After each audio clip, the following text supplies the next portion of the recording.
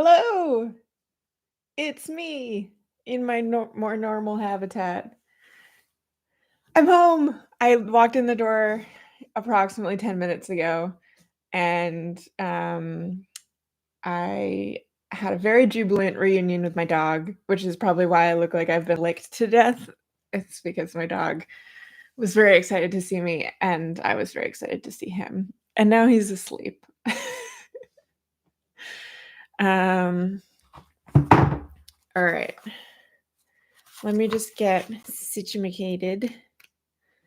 I need a big promo intro. I know I do.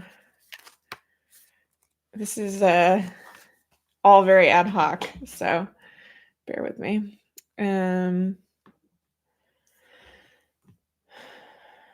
Sorry about my junk in the background. I have not been.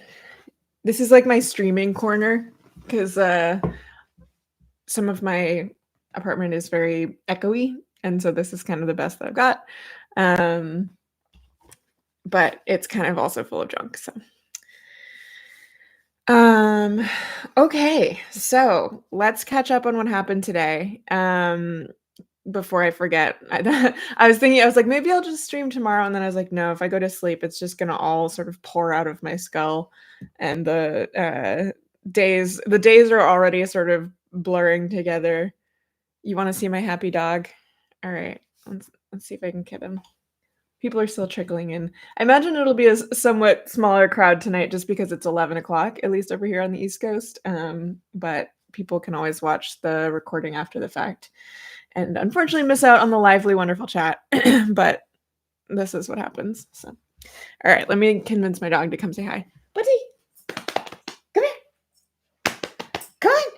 He looks at me like it's a trap. Come here. Up, up. Oh, say hi. This is my buddy. This is Atlas, my beautiful boy.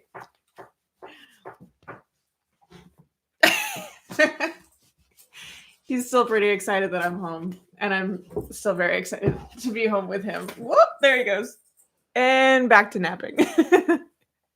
He has, this is, like I said, this is where I record anytime I do like a podcast or when I'm doing the voiceovers, I do it over here. And so he's got his little rug and he just sits on his rug when I'm doing something. So if you are listening to my voiceovers, someone I know listens to them and has pointed out to me that they can hear every once in a while his collar will jingle in the background. Sometimes I take it off when I'm recording, especially if it's late at night and I've already taken it off. But if you ever hear a little sort of jingly noise in the background, that's Atlas, my beautiful, beautiful boy. We are not going to go 5 hours tonight. There's no way. I'm tired, man. And also today was definitely a little bit more, there was a little less to talk about today, which I will actually jump into now. So I have my notes. So for those of us who left off yesterday, Sam Bankman-Fried started his cross-examination. His cross-examination in front of the jury. So there had been this weird hearing on Thursday where they basically had to do a dress rehearsal of his testimony in front of the judge to determine whether or not they would be allowed to actually ask it in front of the jury, because there were some questions around whether or not it was too close to some topics on which the judge had already ruled that they were not allowed to basically make those arguments. It was all around advice of lawyers. And so yesterday was the first day that he actually testified in front of the jury. And I mentioned this yesterday. His demeanor was noticeably different from Thursday. On Thursday, it really did not go well for him. He was answering questions in front of his defense for a portion of it, and that part was okay, although he was very long-winded and would often get sort of off topic, or would answer a different question than the one that he had been asked, even by his own defense team, who is basically there to feed him questions so that he can sort of, put out the narrative that he wants.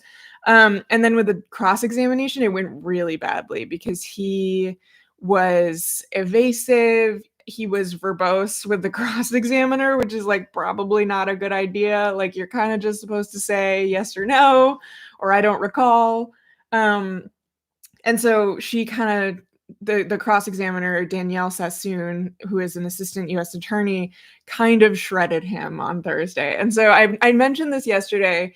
He was definitely very different yesterday than he was on Thursday. And I think it was because he had taken some feedback probably from his defense team and his legal team to please, for the love of God, just answer the question. And please, for the love of God, just say yes or no.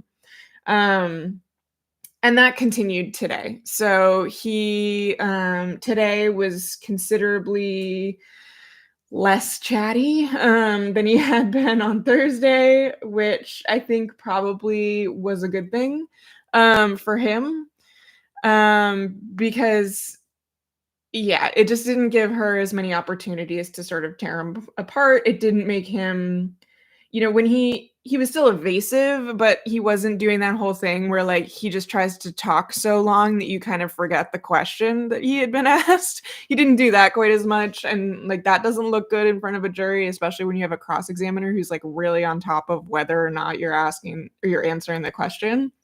Like she would do this thing. She did do this a little bit today and yesterday, but she definitely did it on Thursday, which was where she would ask him a question. He would spend like a solid minute answering the question, and then she would just ask the question again. And occasionally the defense lawyer would object and say basically she's already asked this question because like if that was true, if she'd asked the question, he'd answered it, they could object and say, asked and answered, we don't have to repeat stuff. But she would, they would sometimes object and then she would say the defendant didn't answer my question and the judge would agree with her.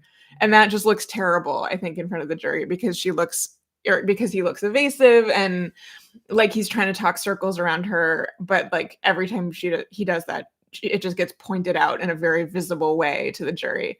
So that's not great. But like I said, there was less of that than there had been on previous days. So let's go into today. So they started off with some scheduling stuff, which was not particularly interesting. Oh, I had a conversation with someone. We were talking a little bit about, just before I go into what happened today, just to sort of catch up on some stuff from yesterday. We were talking a little bit about the sort of strategy between saying, like, one of the big questions I left with yesterday was, why does he keep saying he doesn't remember saying something? Like she'll be like, do you remember ever saying this thing? And he would say basically, I don't recall. And then she would immediately pull up like a tweet or an email or a whatever, a blog post of him saying that exact thing. And I was like, why does he keep doing that? Because he knows all the exhibits. They give them to him in advance. He knows what she's going to pull up. He definitely recalls more than he says he actually recalls. Like, what's the advantage to doing that? And then basically having the prosecution like pull up an example of the thing that he obviously said. Like, why is that better than just saying, yes, I recall saying something like that or whatever? And I was having a conversation with someone who was not a lawyer either. But they were saying that like part of that may just be that if he says, yes, I do recall that, then that sort of like opens him up, excuse me, to like more questioning about what he was thinking at the time that he said that, how much he knew at the time. Like basically there is sort of more questioning that they could go into. If he were to just say, yes, I do recall saying that. Obviously, he's not going to say, no, I never said that, because then they would just pull it up and then it would be like, oh, great, he just lied under oath. So I get why he didn't do that, but I wasn't sure why he was like making them go through the whole, pulling it up, because it just makes it seem like he's being really evasive, because like it's not like he has memory problems, right? Like, and this is all stuff that happened in the last 2 years. A lot of it was stuff that, was pretty memorable, it's like, "Oh, that thing when your company was falling apart, so you don't have any memory of that, that just didn't stick in your memory?" Like, it's not believable that he doesn't remember it, but I guess it's just better for him to say that than to say, yes, he does remember and then have to go into it. So, anyway, I thought that was an interesting conversation. I'd love to, like, if anyone knows any really smart defense attorneys who also like to just talk to random strangers on the internet, you should hook me up with them because I would love to pick someone's brain on this, and I thought about trying to talk to Popat about it, but I feel like he can't be my on-call lawyer expert. He's got other things to do, like, an entire legal career and his own podcast.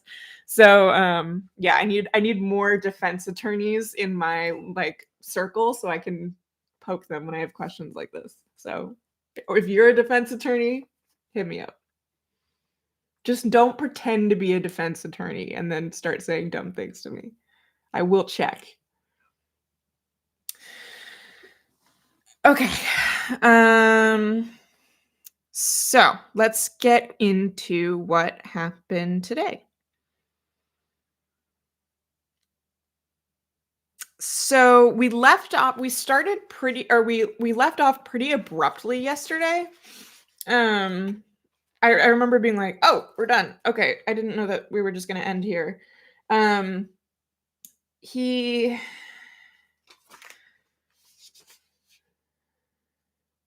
let me just Yeah, so they ended yesterday on it was a pretty abrupt stopping point.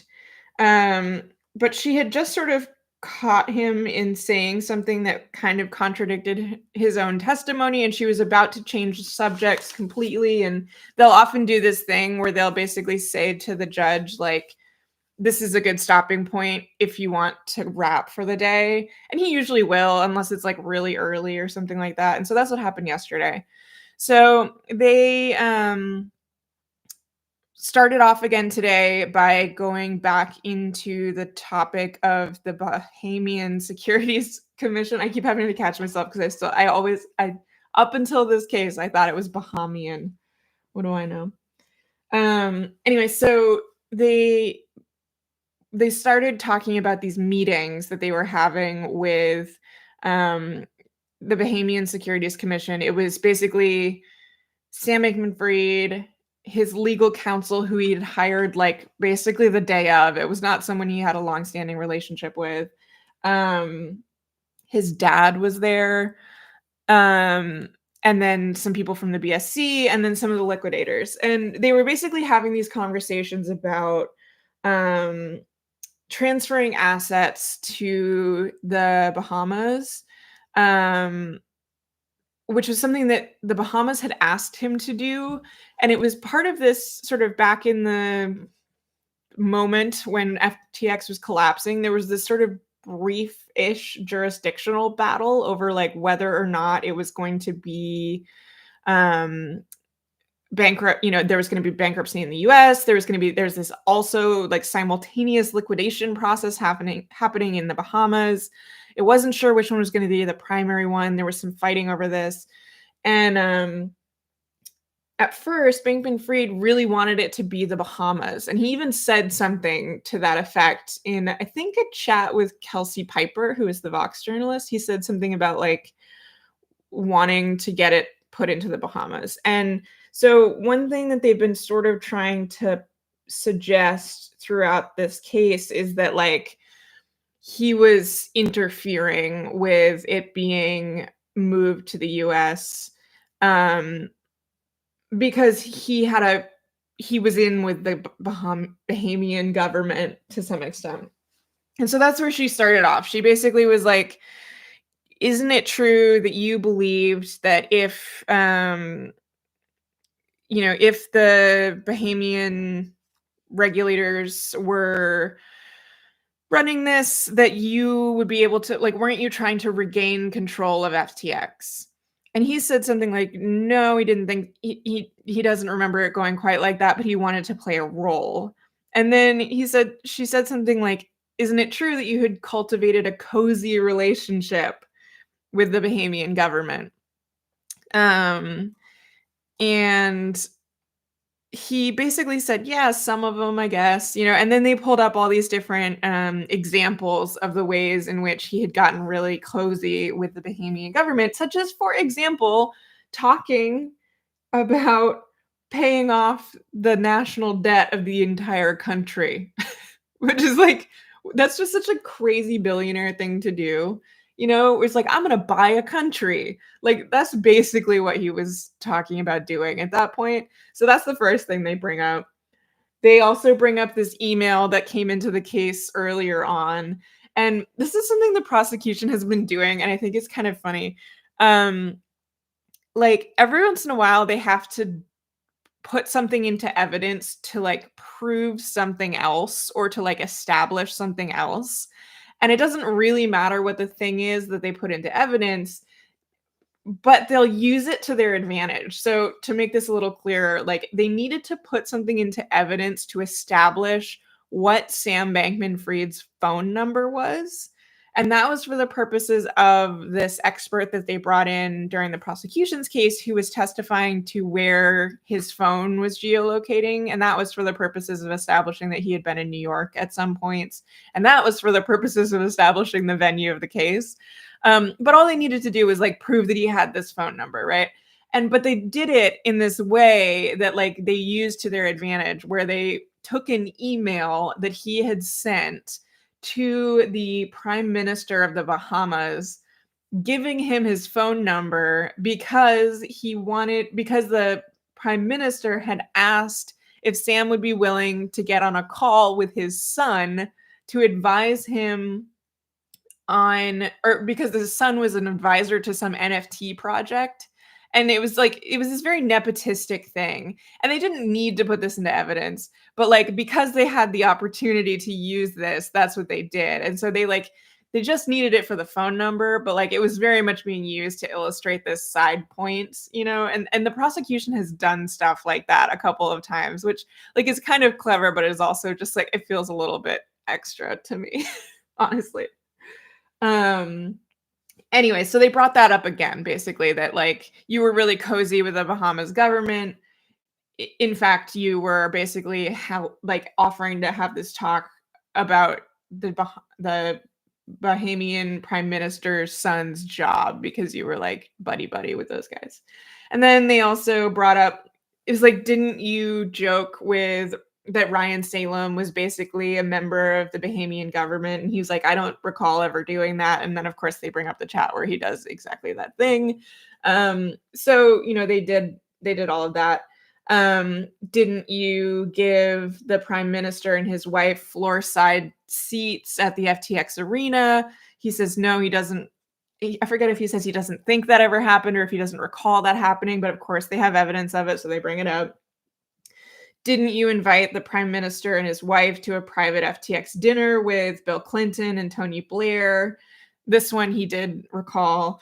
And this one is funny. They bring up a video and it's this really weird, like poorly filmed social media video of just like someone with their phone. And it's like really shaky and following people around. But it shows like Katy Perry, Sam Bankman-Fried, Bill Clinton, the prime minister of the Bahamas, all in a room, like just, rubbing elbows together. And I just like at this point, I was like, there has been so much evidence in this case that has come from Katy Perry. Like, it's weird how much Katy Perry has played a role in this case. There was an Instagram post by her. There was at least two, maybe three Instagram posts from her social media. There was conversations about a party that she was at. There's an email that referred to her. Like, like I don't think she's talked to the prosecution or anything, but they're just like pulling all this stuff from her social media because it seems like Katy Perry is one of those people that is always around this Michael Kivas guy, who is this influencer who helped to or this influence peddler who helped to connect him, Bankman-Fried, with like Katy Perry, Orlando Bloom, the Kardashians, Bill Clinton, um, Kate Hudson, Tony Blair. I think that's maybe how he got to know Larry David, maybe Tom Brady, like all these big famous people were all like from this one guy who just has this like crazy Rolodex that he can draw on and that Sam Bankman-Fried wanted to give $1 billion to. So anyway, yeah, I don't know if it seems like maybe this is like reputationally questionable for people like Katy Perry who very much look like you can just buy if you just have enough money, you can just buy access to them. Although in fairness, I've kind of always assumed that's how it works with celebrities. Like this is how it works, right? Like you're really rich, so you can go see Katy Perry anytime you want. Like I don't know. That's how it works, right? Um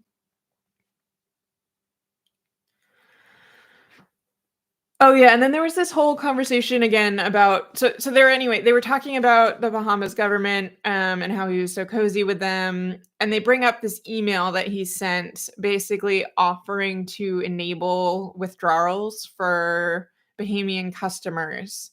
Um he and this was wild when this happened. I remember when this happened. Like the FTX had disabled withdrawals for all customers. People were panicking because their money was stuck on FTX. They were trying to figure out any possible way to get their money off of FTX.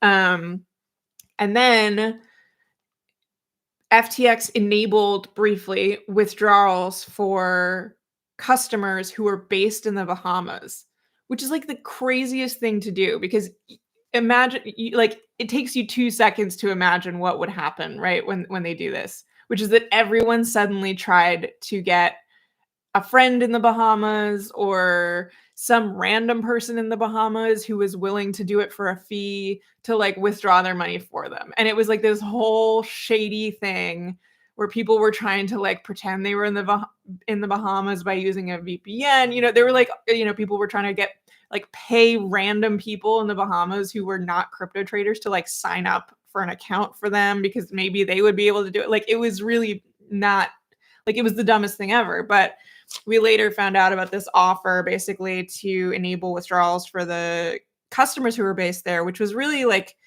perceived as him trying to get on, get in the good graces of the liquidators and the powers that be in the Bahamas. And so that came up also. They closed them down not too long after. And I'm not sure why. It may have been because again, part of the reason they had shut down withdrawals is because they were rapidly running out of money. And so they may have just shut it down again because they then were just like didn't have any more money to give away. Or it could have been that someone from the US was like, hey, you need to cut that out right now. I don't know.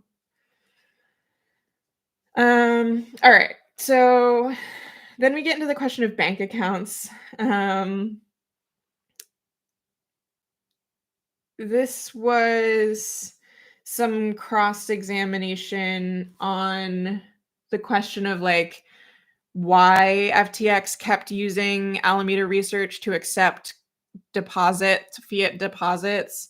Isn't it true that FTX couldn't originally open bank accounts? And isn't it true it's because so many banks didn't want to open accounts for FTX?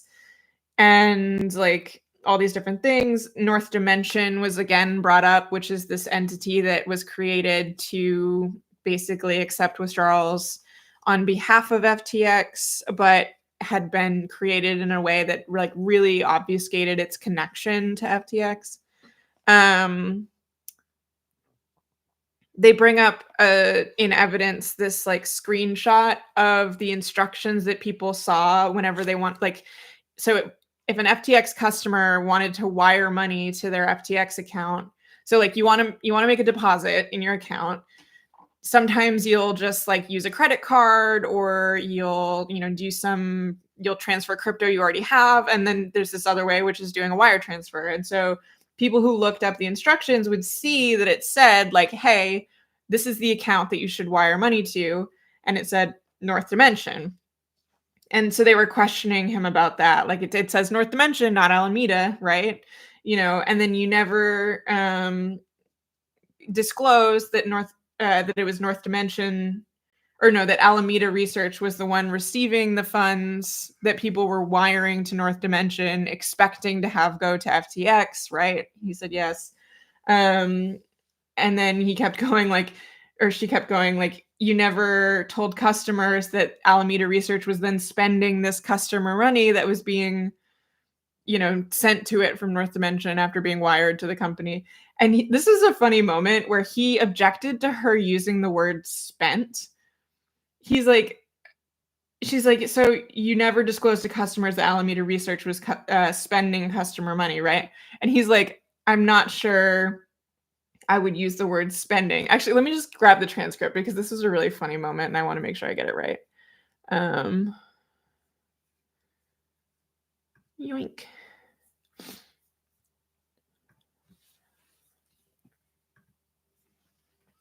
Ooh, short transcript today. Yeah, okay. So she says, well, first of all, there's this whole back and forth about it because he's trying to dodge the question. Did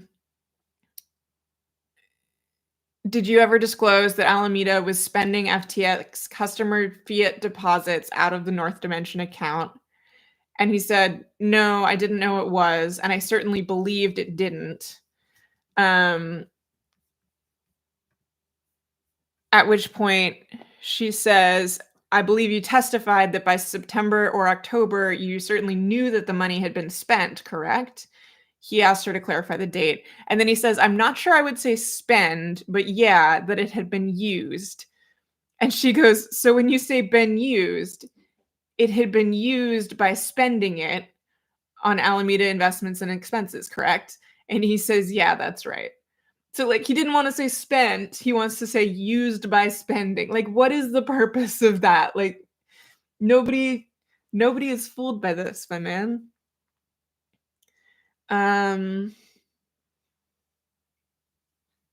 She tries to nail him down on like, didn't you know that Alameda was spending customer money? He doesn't recall.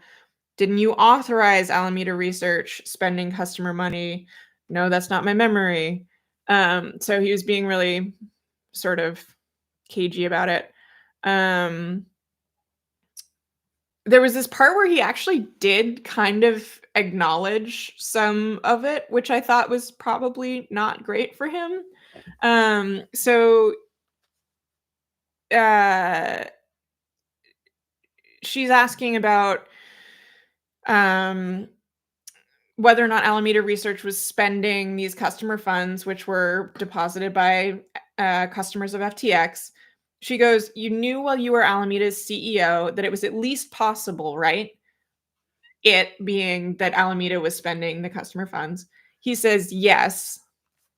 And she says, and didn't you testify that you understood that to the extent that Alameda Research was borrowing and using the fiat deposits, that it would be reflected as a borrow on Alameda's account? He says, that's correct. She says, so you permitted this, right? And he said, I would have thought it was permissible. I didn't necessarily think it was happening. And then she goes into this whole thing about how, okay, so you thought it was permissible and you didn't instruct your employees not to do it, right? And he says, basically no. And then he says, I deeply regret not taking a deeper look into it. And then she asked him the same question, like sort of a couple of different ways, where he basically says, I didn't give directions to these employees of mine to say, don't spend FTX customer funds that are being given to Alameda. So that seemed like kind of a win for the prosecution, where he was like, I acknowledge that it was possible that Alameda could be spending this money, and I didn't do anything to stop Alameda from spending this money. So like, that seemed not great. And of course, then she goes right into like, and at the time this was happening, you were representing to Congress, under oath, all of these things you were doing to safeguard FTX customer assets, et cetera, et cetera. She then went into this whole thing about how the settlements team were lower level, like new employees. And I'm not really sure what the purpose of that line of questioning was. I'm sure she had some goal for it that I guess just went over my head, but maybe she was trying to suggest that, like, because they were so junior, they wouldn't have known that you're not supposed to spend customer money. I'm not really sure what people were supposed to draw from that. I'm guessing they'll come back up to it in, closing. Throughout this whole saga, there have been various points, especially with the prosecution, where, like, they'll say something or they'll drop something, and you're like, "That feels important." And I get the sense that they're sort of just, like, sprinkling things throughout the whole, like, 4 weeks now that we've had of this trial, and they're gonna now, when they have their closing argument, like, go back and collect all of those things and put them together into this sort of, like, finale.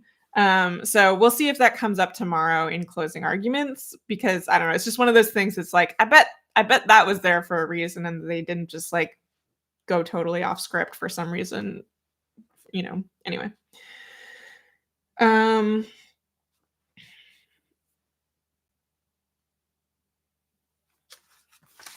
let's keep going. Oh yeah, so this is a fun part. She loops back around to this thing she said earlier where he was like, I acknowledge that it might have been permissible that Alameda was spending this money, and then I later basically learned that it had been spent.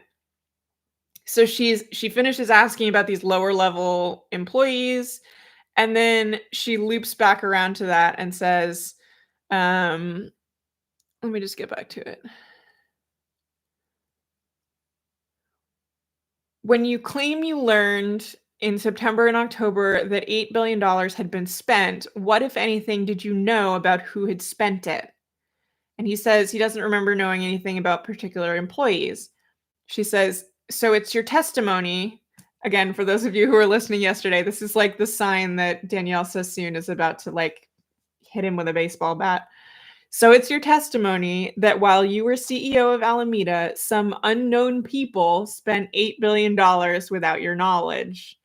And he goes, "No, I don't think that was my testimony." Um, And so then she goes back and she's like, "So, but you learned that this is when you learned that $8 billion had been spent. Yes. You testified this was news to you. Yes." And then she says, "And you didn't call in your deputies and employees and say who spent $8 billion." And he says basically no. He had a conversation with Caroline Ellison and asked her how it had happened. Um, and then she goes back and basically points out that, like, at the time this North Dimension account was set up, and this is the account again that was receiving these deposits. Isn't it true that Caroline Ellison was just a trader? Trader, not traitor, which is what I thought she said at first. I was like, did she just call Caroline Ellison a traitor? Anyway, um, and so Sam Bankman-Fried says, like, well, I think she was head of trading, but like basically the point is like she wasn't the CEO. So like, you know, just trying to sort of pin down that, like, when at what points who was in charge, basically.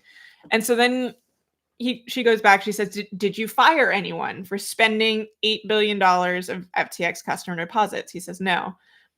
She goes, um, so just to be clear, it's your testimony that while you were Alameda's CEO, your employees were spending millions and then billions of customer funds without you knowing it. And he says, I don't think that was my testimony. No. And so she goes, so is it your testimony now? And basically they go through a couple more things, and eventually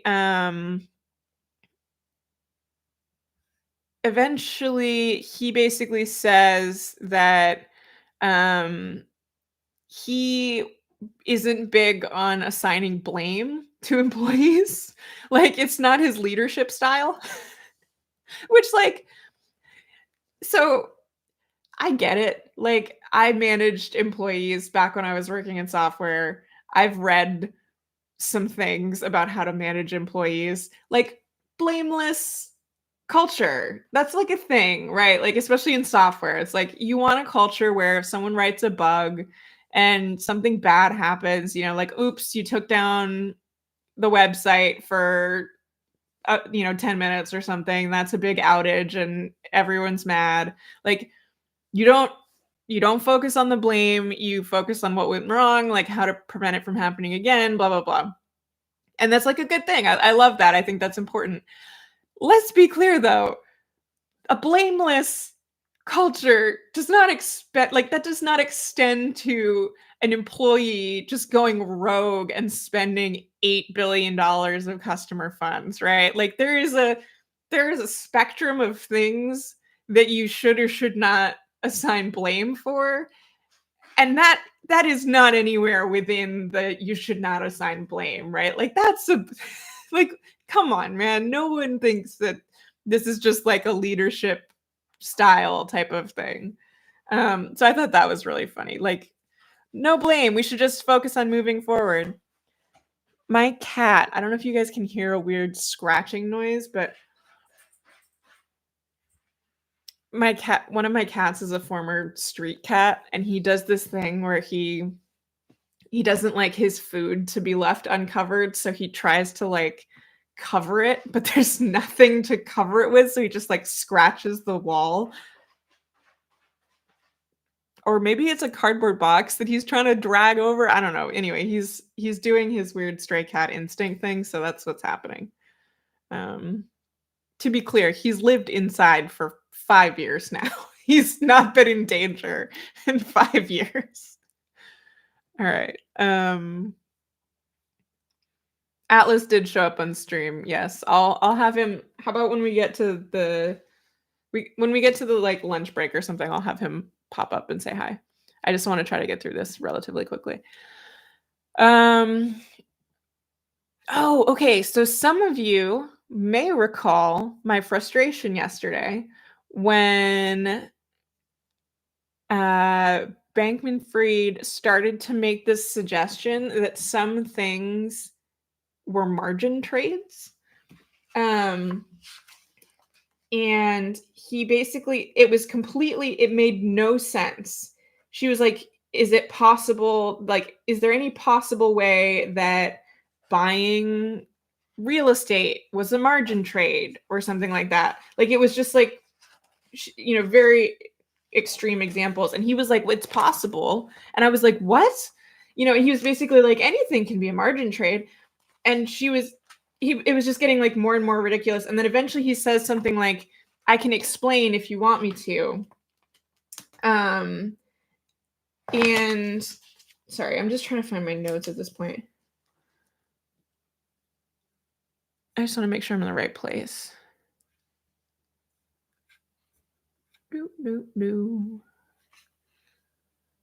Yeah, okay. So she was doing this yesterday, and it was this really confusing moment where he was like, anything's a margin trade, and then she doesn't let him explain, and I got really frustrated by that. Well, she did it again today, and she pulls up one of these exhibits from our friend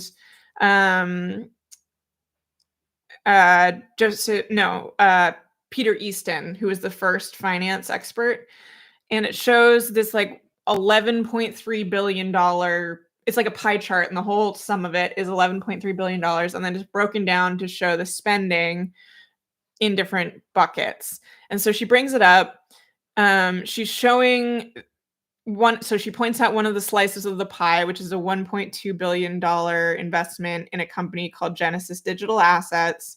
There was actually kind of a weird moment where I think she got a little tripped up here. This is like the only time I've seen her get tripped up, but I think she did briefly get Genesis Digital Assets, which is a Bitcoin mining firm, and Genesis Global Capital, which is a crypto lender. I think she briefly got those confused, and there was this like moment of confusion, and the chart just said Genesis, which was confusing. Anyway, so she sort of moved on from that, but then she brings up another portion of it, and she's like, "All right, how about this one that says 600 million in K5?" K5 being this venture company that's associated with Michael Kivas, who's the guy who knows Kim Kardashian and Katy Perry. Um, and she goes, "Giving money to K5, that's not a margin trade on FTX, right?" He says, "That's correct." So like today, he's maybe feeling a little more conservative about what's a margin trade and what's not. She goes, "Giving $500 million to Anthropic, is that a margin trade?" He says, "No, it's not." "Okay, how about where it says you spent $228 million in real estate? That's not a margin trade." And he says, at this point, he says, "I agree. Were this exhibit correct, that is what it would show." So he's now being kind of spicy with her, where he's like trying to undermine this exhibit that was prepared. And I forget if the judge called him out for it, if it was just her, but she basically was like, "It's not your no, I didn't ask you if you think this exhibit is correct. I'm asking you to just answer the question." So that was not maybe not the smartest move. So anyway, they go through this, um, and then they stop again. So I'm like, what the fuck is going on with this margin trade thing? Because yesterday he was like, everything's a margin trade. And then today he's like, well, maybe some things aren't a margin trade. Put a pin in that. We will get back to it. Spoiler alert, he does get the chance to explain. And yes, it is as dumb as you might think. We'll get back to it because it came up on the rebuttal questions. But I want to go in roughly chronological order. Okay, so we go into this $8 billion bug.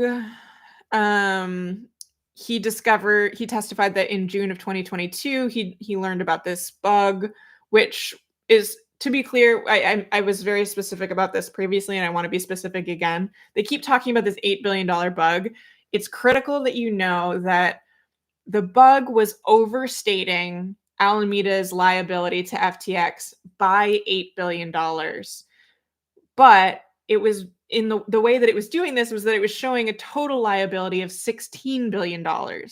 And so even when they fixed the bug, there was still $8 billion left of this actual liability that Alameda had. So there was some portion of his testimony where it seemed like he was kind of trying to suggest that like they fixed the bug and then there was no liability, which is like not true. They just fixed the overstatement of the liability, which still left a real major liability left over. So just to be clear.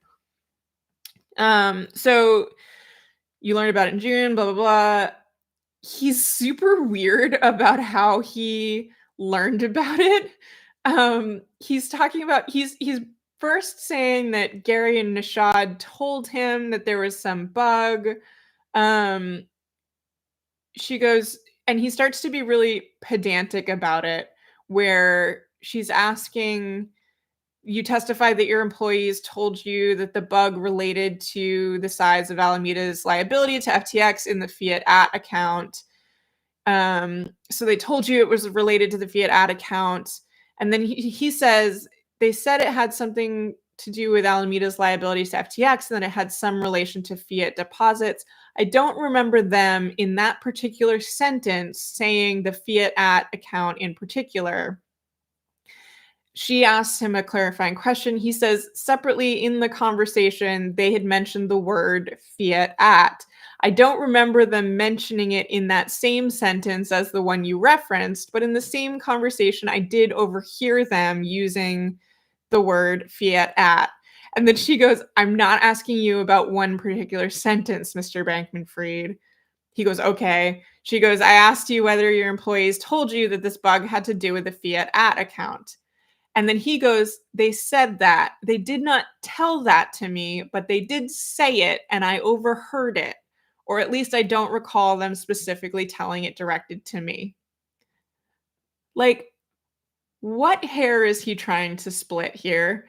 And for what purpose? I do not understand how it benefits him to say that they didn't say it to me, they just said it near me, right? Like what is he getting out of that?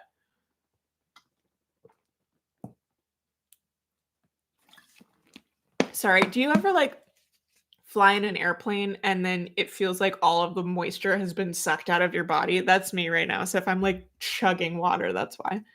Um, okay, you know that meme of, like, or not meme, but just, like, that frame from the SpongeBob show where he and Patrick Star have been removed from the water and they're like, that's how I feel right now. Um, okay, so he's splitting hairs over this. She goes, "Okay, so you overheard this, and you didn't say, 'Hey, guys, what's this fiat at account that had an $8 billion bug that almost made Alameda bankrupt?'" And so he says, "Well, I heard it. I didn't have all that context, but I did ask, what it was about." Um, this was hilarious. She says, "And you were told, weren't you, that it had to do with Alameda's liabilities to FTX for customer funds, right? Prepare yourself." He says, "Not at that time. I was told they were busy and I should stop asking questions because it was distracting." Which, in fairness, I can totally picture someone saying to Sam Bankman-Fried, just shut up, stop asking questions. She goes, "So it's your testimony that your supervisees told you to stop asking questions." And he goes, "Yeah, and I agreed with them." And she goes, "And you left it at that. You never followed up. What's the fiat at account?" Um, and he goes, I eventually did. I don't recall following up that day, and I regret not doing so." She asked a couple other questions. And so she goes, "So this all, Alameda was on the verge of being bankrupt, and it was because of this $8 billion bug, and you never got to the bottom of it?"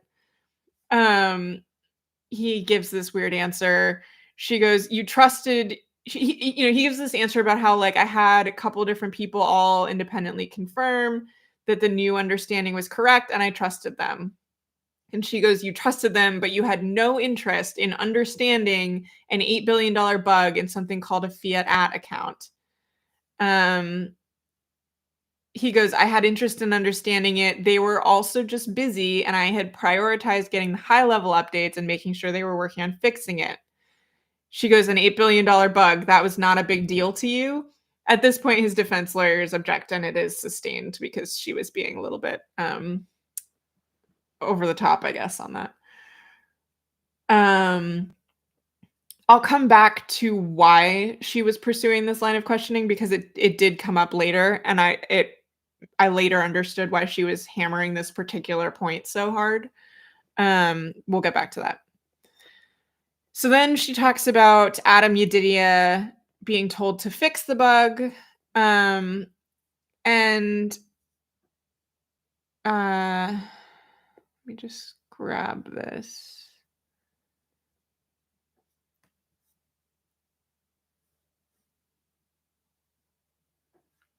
Oh yeah, he slightly contradicted Adam Yedidia's testimony in the sense that Adam Yedidia testified that Sam had told him directly to fix this bug.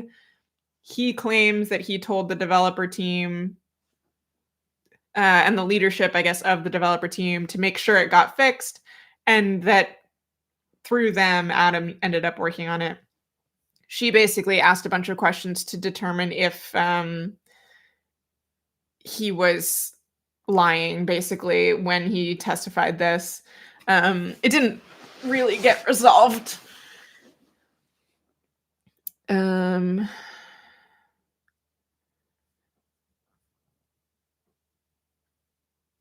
yeah, he was being really cagey about it. Like, do you remember him testifying that when he fixed the bug, he told you that Alameda still owed $8 billion to FTX? I recall something to that effect.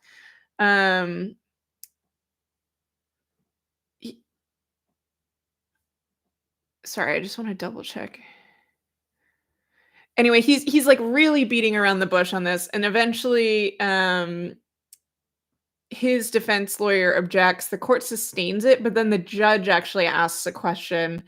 And I think I mentioned this yesterday, but Bankman-Fried is clearly comfortable being sassy and honestly a little bit rude to the prosecutor, um, who is she's a terror. Like, she's one of those people that I am fully convinced that if I was on that witness stand and she was questioning me in the way that she's questioning Sam Bankman-Fried, I would start admitting to crimes that I had not committed. I mean, like, she's terrifying.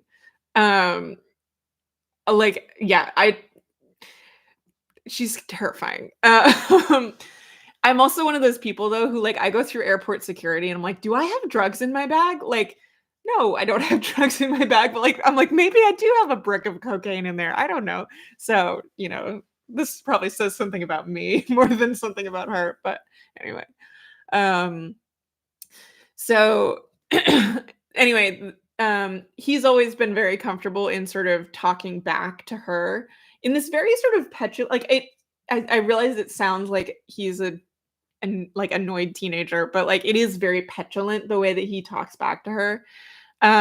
He is not like that with the judge. And I mean I assume it's at least in part because he understands that it is the judge who will be deciding his sentencing. And so like the less he can piss off the judge, the better. Although in fairness, he has been pissing off the judge plenty, but he does not talk back to the judge. And he seems frankly afraid of him.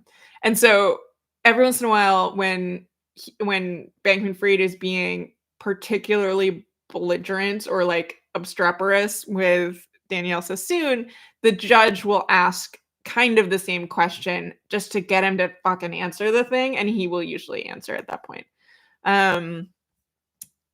So that's basically what happened here.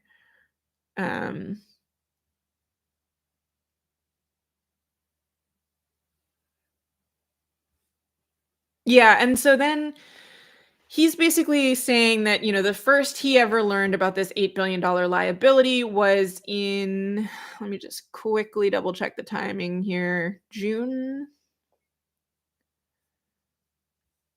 June. Yeah, so he's like the first he ever saw this $8 billion liability was June. And then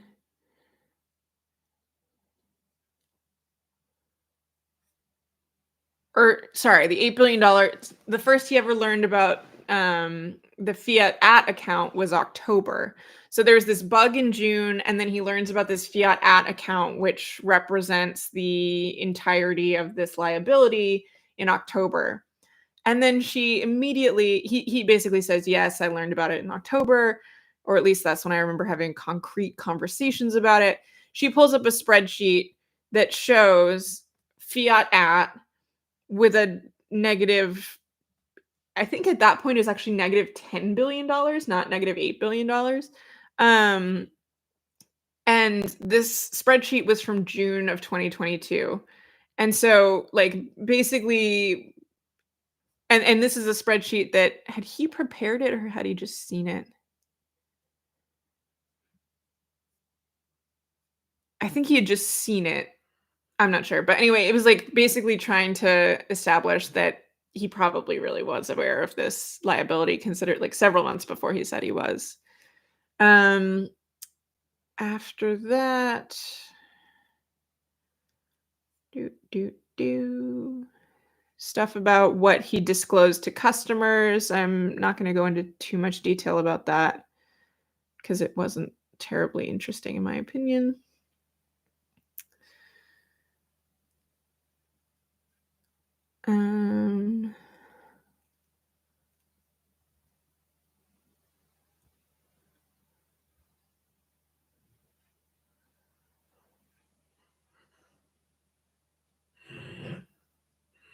My dog is snoring. Can you guys hear that? I don't know how directional my microphone is. Hold on.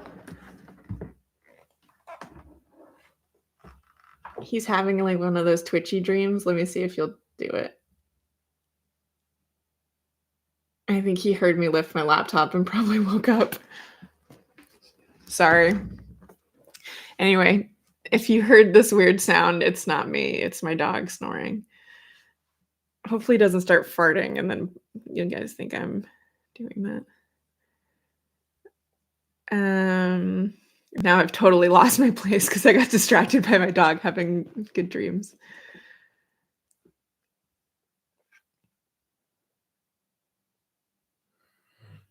Oh, he's going again.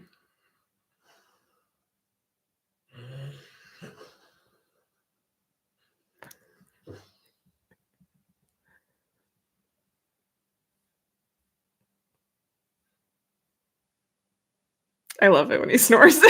Yeah, I'm just gonna stop talking and this now you can all just listen to my dog snore. It's like when you turn on thunderstorms for white noise at nighttime, I'm just gonna have my dog snoring.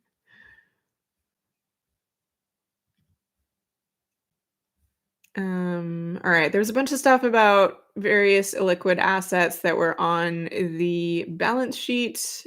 Um, Not a ton of interesting stuff there. Oh, there was one point, they brought up a they brought up that tweet that, that Caroline Ellison had made after, the balance sheet was leaked by CoinDesk, where she said, there was like it was like a 3-point thing. She was like, "There's assets that are not reflect there are assets that belong to Alameda that are not reflected on the balance sheet." That's not really true. They were basically the ones that were held by Sam Bankman-Fried, and he just sort of considered everything his money, I guess. And so and his money was Alameda's money or something. She also said there were hedges in place, and then she said number 3, they had returned most of their loans by now.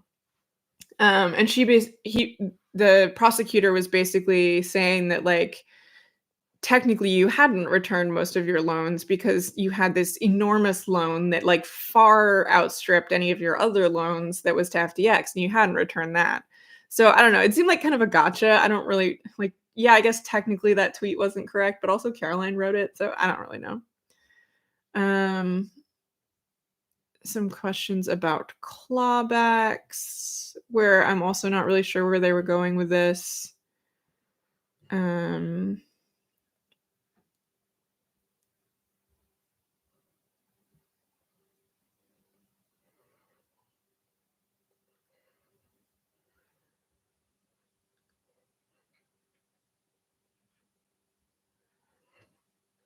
Okay, yeah, so there's a point where they ask about the FTT liquidity. So, they've got this balance sheet that they're going through. The balance sheet says it has the FTT listed, and I forget how much it said was on there, but it was a substantial quantity of FTT tokens. And, she's saying basically you knew at the time before there was this tweet where you were like FTX is fine that FTT was not liquid, and he says liquid isn't a binary, just as a qualification. Like, yeah, we know, genius.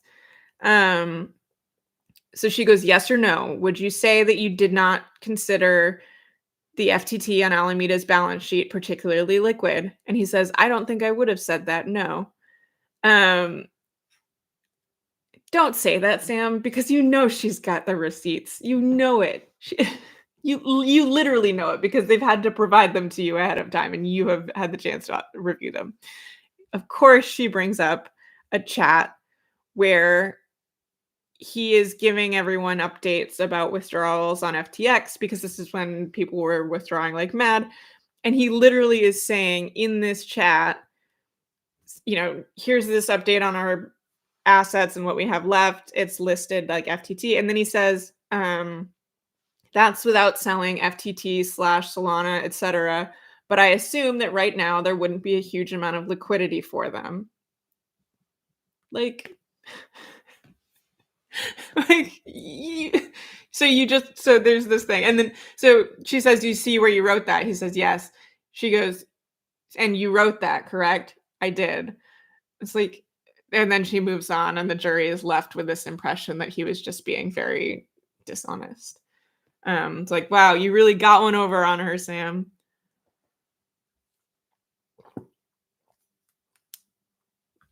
Oh, and not only that, she actually had 2 bits of evidence that she had available to basically support that he thought that FTT was a liquid. So that was not great. Um Going Oh, okay, so this is funny. This is funny. Um, I forget, I think this tweet maybe came up earlier in, some other instance. They had been showing a whole bunch of different tweets, and, basically, while FTX was completely falling apart and people were really freaking out, and he was trying to convince people that everything was fine, they brought up this tweet where someone posted in response to him, I think, something along the lines of like, "I believe you, Sam. I'm sure everything's fine at FTX. In fact, I am depositing more money." And they brought it up in evidence because Sam Bankman-Fried had liked that tweet. Um, and it's super funny because like the defense or the prosecution is using it to show that he was like basically encouraging his customers to keep their money on the exchange when he knew that things were not fine. But the very funny thing is that that tweet was made by, like, a pretty well-known crypto shit poster who, like, was not he was not being serious. Like, he was basically making fun of Sam, and somehow this ended up in evidence, so I thought that was pretty funny.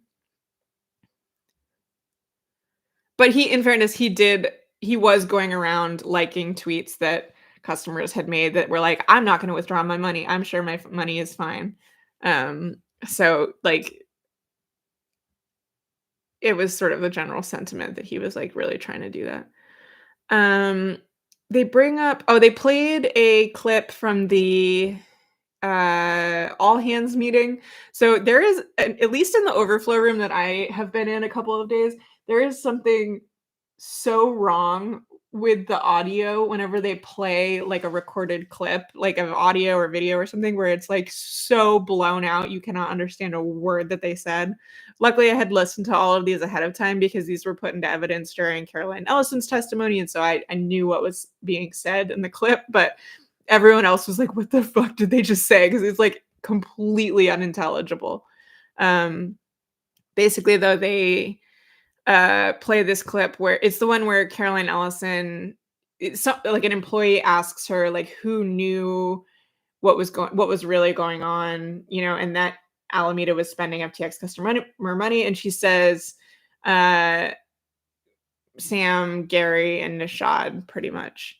Um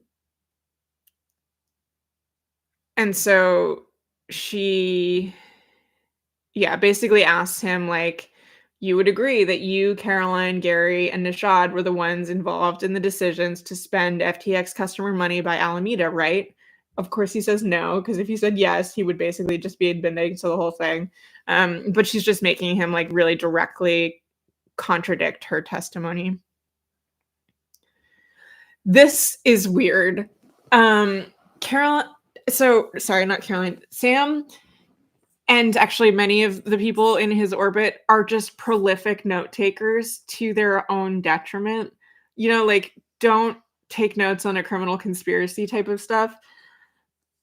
I had not seen this before, and I don't know if it was first entered into evidence today or if I missed it previously, but um, she starts asking about when Sam Bankman-Fried learned that uh, various co-conspirators had pled guilty. So he learned in December that Caroline had pleaded guilty. Also in December that Gary had pleaded guilty. Around that time, maybe a little bit later, they learned that both of them were cooperating with the government. Um, and then there was a delay until before he learned that Nishad had pleaded guilty. And when I say he learned, this is when like the public learned too, or thereabouts. He might have learned somewhat sooner than the public, but like this was about how it played out in real life too. Um, in real life for the rest of us, I mean. Um, and so then she says something that immediately, like, my ears perk up. She says, "In December, when you learned that Caroline pled guilty and Gary pled guilty, you were surprised to not learn anything about Nishad, right?" And I was like, "Oh, she's got something here. Tell me more." Um, he says, "I was surprised to have learned something about those two and not about Nishad." Um, And she says, I don't know if she thinks she's gonna have like a gotcha where he's just gonna admit to everything or something, or if she's just making him repeatedly do this. But she goes, because Nishad was the fourth person involved in your scheme to use FTX customer money, right? As if he's just gonna be like, yes. Like, oh no, I didn't mean to say it. Um, but anyway, so of course he says no. So she brings up a government exhibit, which she says is in evidence. So this must have come out or at least been submitted into evidence in the past, and I missed it. I don't know. Anyway, this is a list of notes that Sam took in. It was his Christmas note. I think I said something about him writing notes on Christmas yesterday. So this is from that same thing, and he uh took notes. So it's like a bulleted list, right? And item number 5 is just titled Nishad. And then it's got 3 sub bullets. A, it says lots of the complaints, etc., filed at this point make claims like the 3 co-conspirators in a way that doesn't really seem to leave much room for them adding on a fourth. They don't seem to be keeping a seat warm for him as a defendant. B, also there's no plea deal, nothing yet. C, what does this mean? And then further indented sub-bullets. Roman numeral 1, he got immunity. 2, they aren't bothering with him. 3, they'll just have a separate parallel set of complaints for him once they get past whatever the blocker is. 4, something else. So he's taking these detailed notes about like the inner workings of his brain as he's like, why didn't Nishad plead guilty? What's going on? Where is Nishad?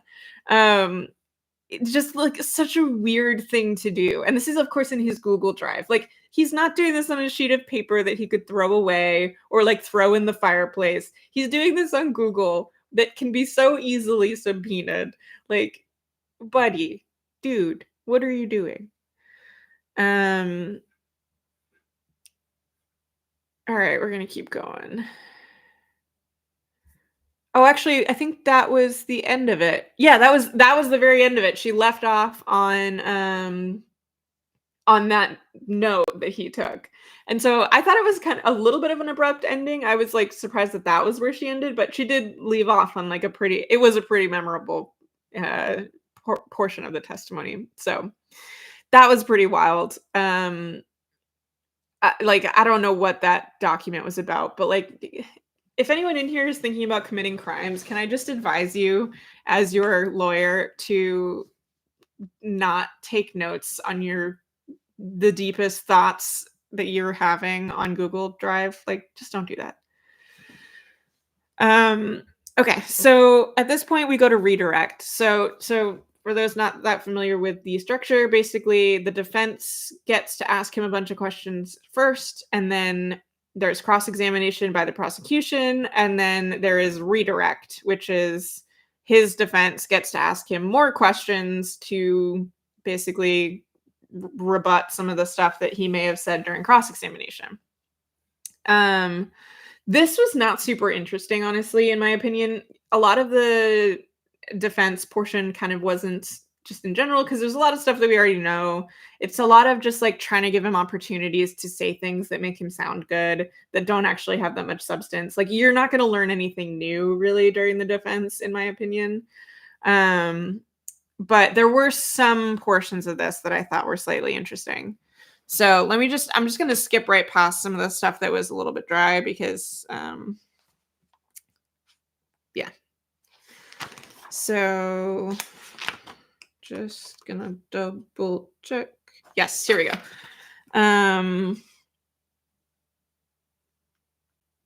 They ask him some questions about the number of documents that he received from the government. So he says he recalls receiving something like 10 million documents, not including the database. Did you review every single page? Absolutely not. Blah, blah, blah. I think this may be trying to sort of lay the foundation for an appeal, basically saying he was not given sufficient opportunity to review the documents.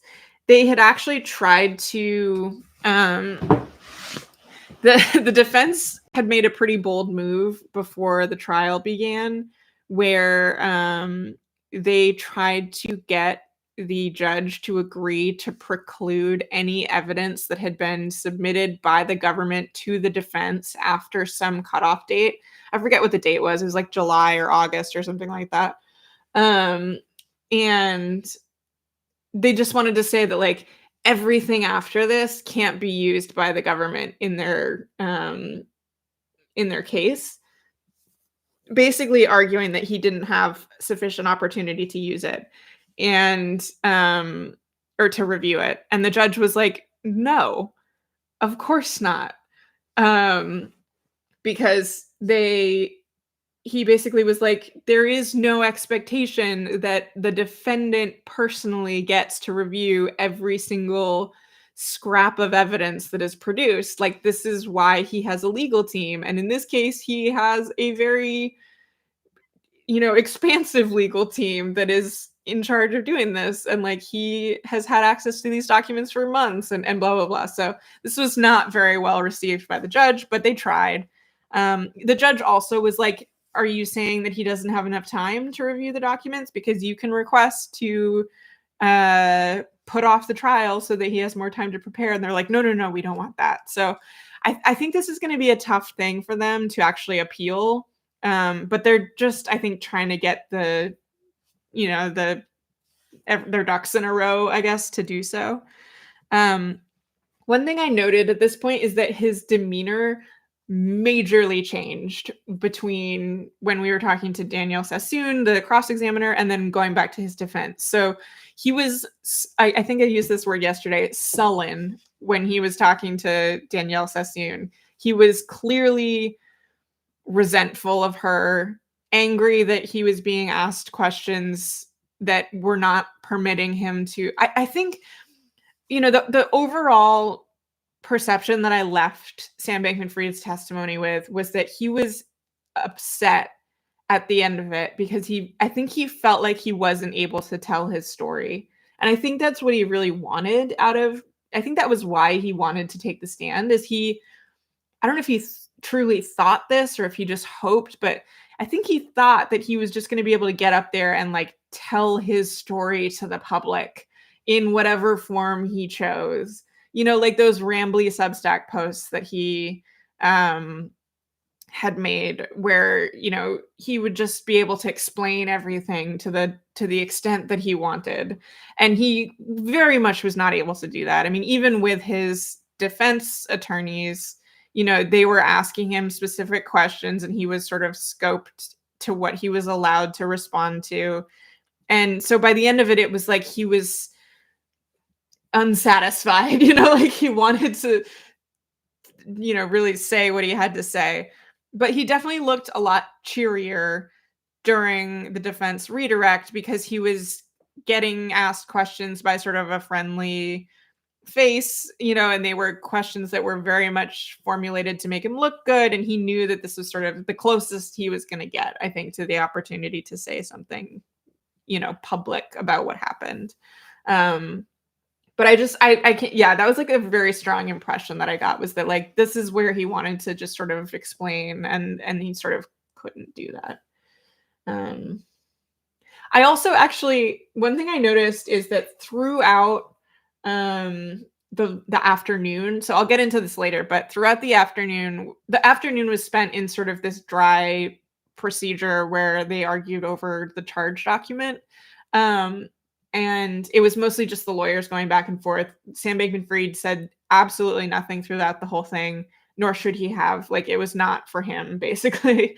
But he was physically present in the courtroom, and he spent the whole time typing on his laptop, like basically without stop. He was like just typing the whole time. He would occasionally he had some like stack of paper documents next to him, and he would occasionally refer to that, but the most of the time he was typing. And I was like, what is he typing? And I was like, genuinely, like, I was talking to, if any of you know Caitlin Ostroff, she's a Wall Street Journal reporter. She's great. She's brilliant. We were sort of chatting because, again, this was very dry. And she was like, he's probably writing his manifesto. And I was like, "Honestly, he probably is." Like, we were both, like, half joking, but also, like, not really joking. That's, like, seems like something he would be doing right now. This is, like, the only time he gets access really to a computer. I mean, I guess there are computers in the jailhouse, but I don't know, like, I don't think he can, like, save a document there or anything. He can't it's not like he's got his own I don't know how that works, I guess. Um, yeah, here's another point where, okay, and so I said to put a pin in this, the margin trading thing, and his whole theory that everything's a margin trade. And I wrote that when he was given the opportunity so let me get to the right point in this transcript just so that I can quote him properly. Okay, yeah, so he goes right back to the defense lawyer goes right back to the transcript and just reads the transcript back, "Is withdrawing money from FTX to repay a lender within your definition of a margin trade?" And Bankman-Fried answered, "Potentially, yeah. I can explain if you want." And then his lawyer goes, "And you weren't asked to explain. Can you explain, Mr. Bankman-Fried?" And I'm sitting there like, "Yes, yes, like, my this is what I wanted." I was, like, so worried that I would never get to know how his weird little mind, formulated this particular thing. So the story and by the way, I wrote, "He is happy," underline, "to explain margin trading, just delighted." He was like it was like, um who's that actor? Christoph Waltz, I think, where there's that, like, gif of him, like, that was basically Sam Bankman-Fried's demeanor at that point. He was thrilled to have the opportunity to explain this, and it was so dumb. It was so dumb. Literally, he was saying that on FTX, the way margin worked he says the way that margin oh, okay, so I understand why he said this. He was basically trying to avoid an objection that, this is how margin works everywhere, but in fairness, this is how margin works everywhere. Anyway, the way that margin worked on FTX was that customers were allowed to go below 0 in a particular asset via enabling margin trading. So, for example, if you had some number of assets, like 100 Bitcoin, that's a lot of Bitcoin. How about 1 Bitcoin to make a little more realistic? You could, if you had your 1 Bitcoin, you would be allowed to withdraw some other asset so long as your total account value didn't go negative.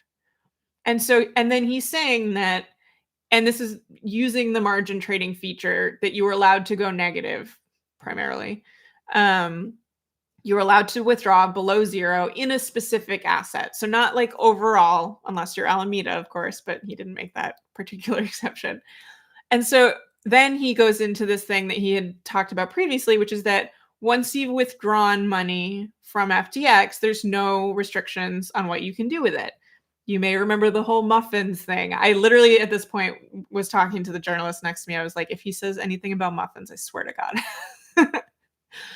um, and so basically his whole argument is that because the margin program allows people to withdraw assets from FTX, and there's no limit once they've withdrawn that on what they do with that, that anything you do with funds that you have accessed this way is itself a margin trade.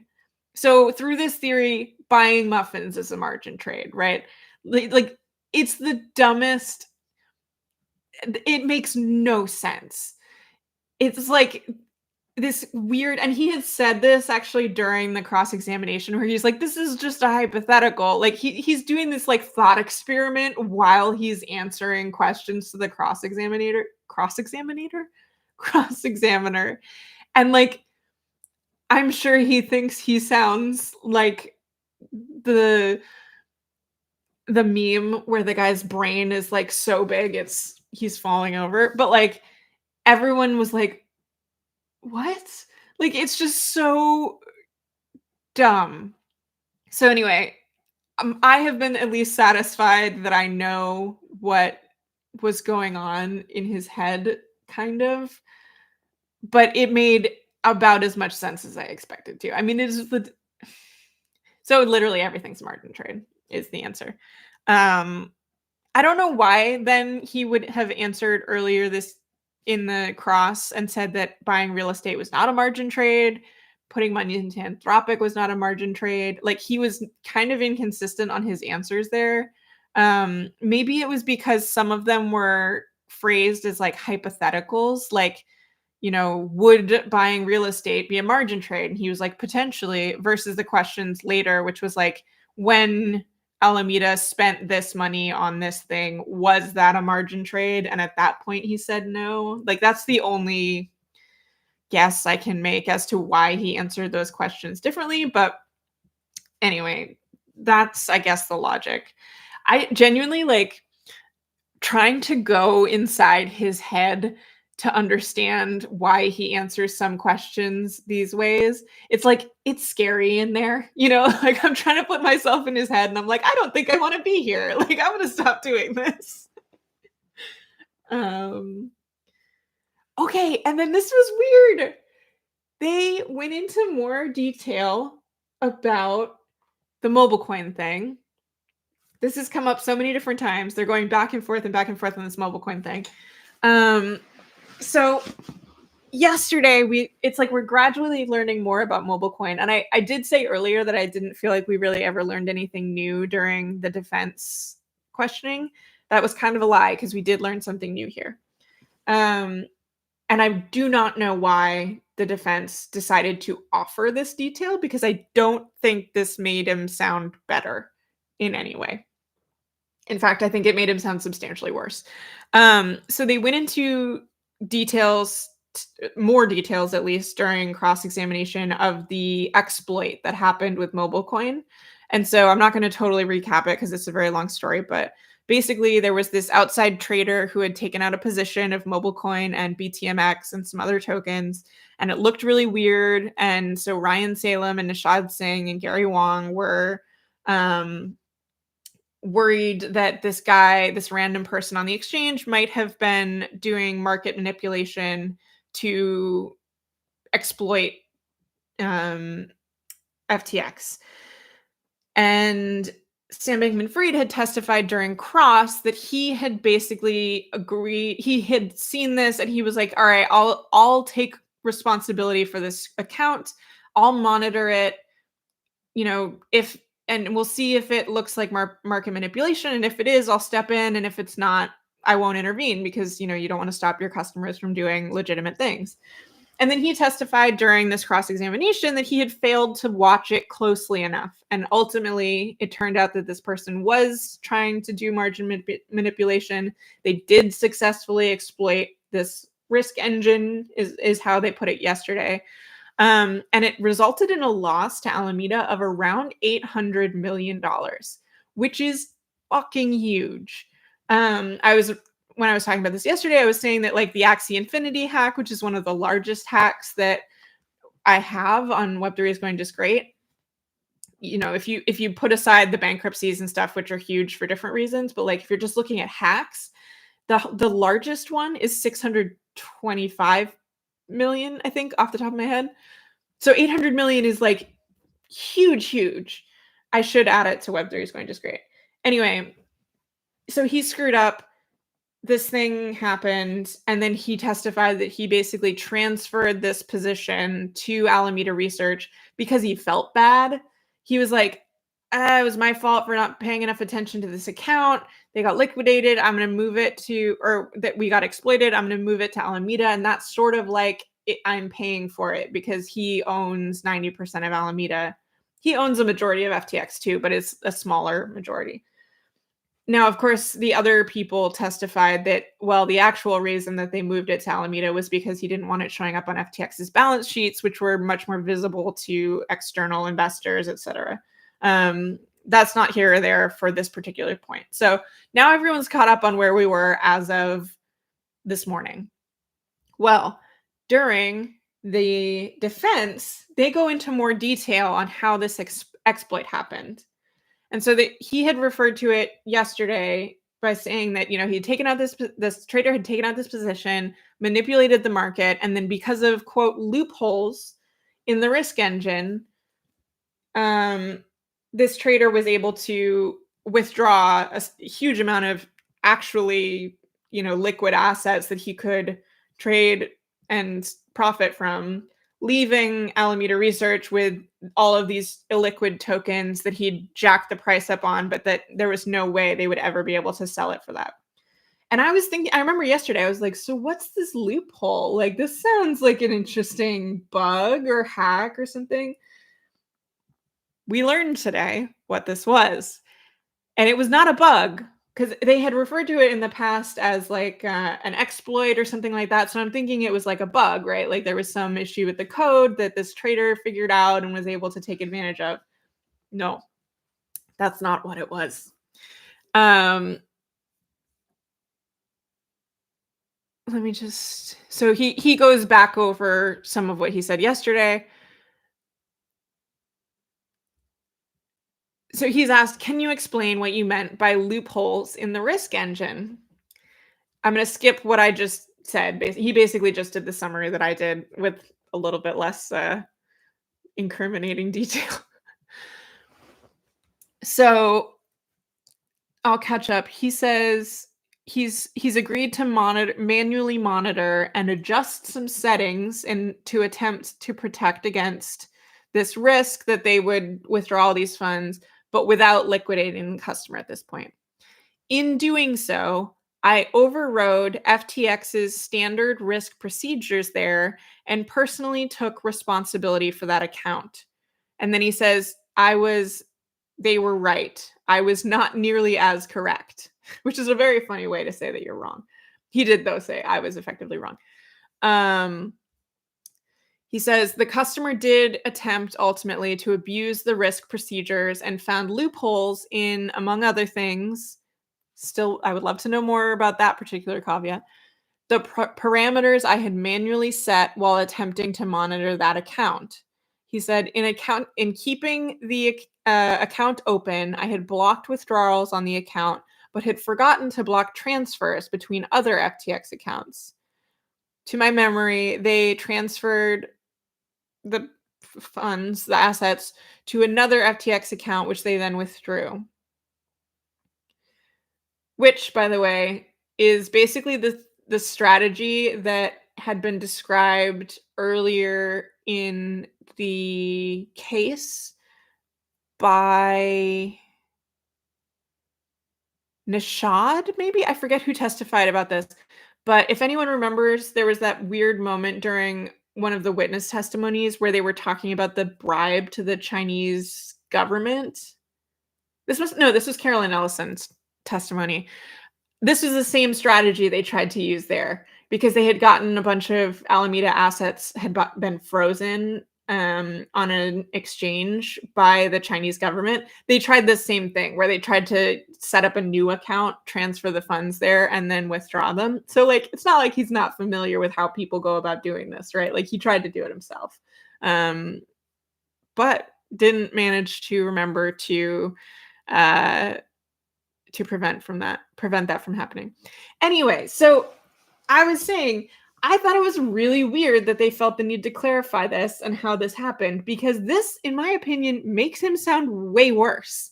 Like, why would you not just allow the jury to believe, like, guess there was a bug, whatever, and then move on? Like, oh no, his defense for some reason felt like he needed to be like, no, it wasn't a bug. It was me. I was the one turning off the risk management thing for this especially risky account, and then I fucked it up and I lost $800 million. Like, how is that helpful for your argument? Like, I am baffled by this.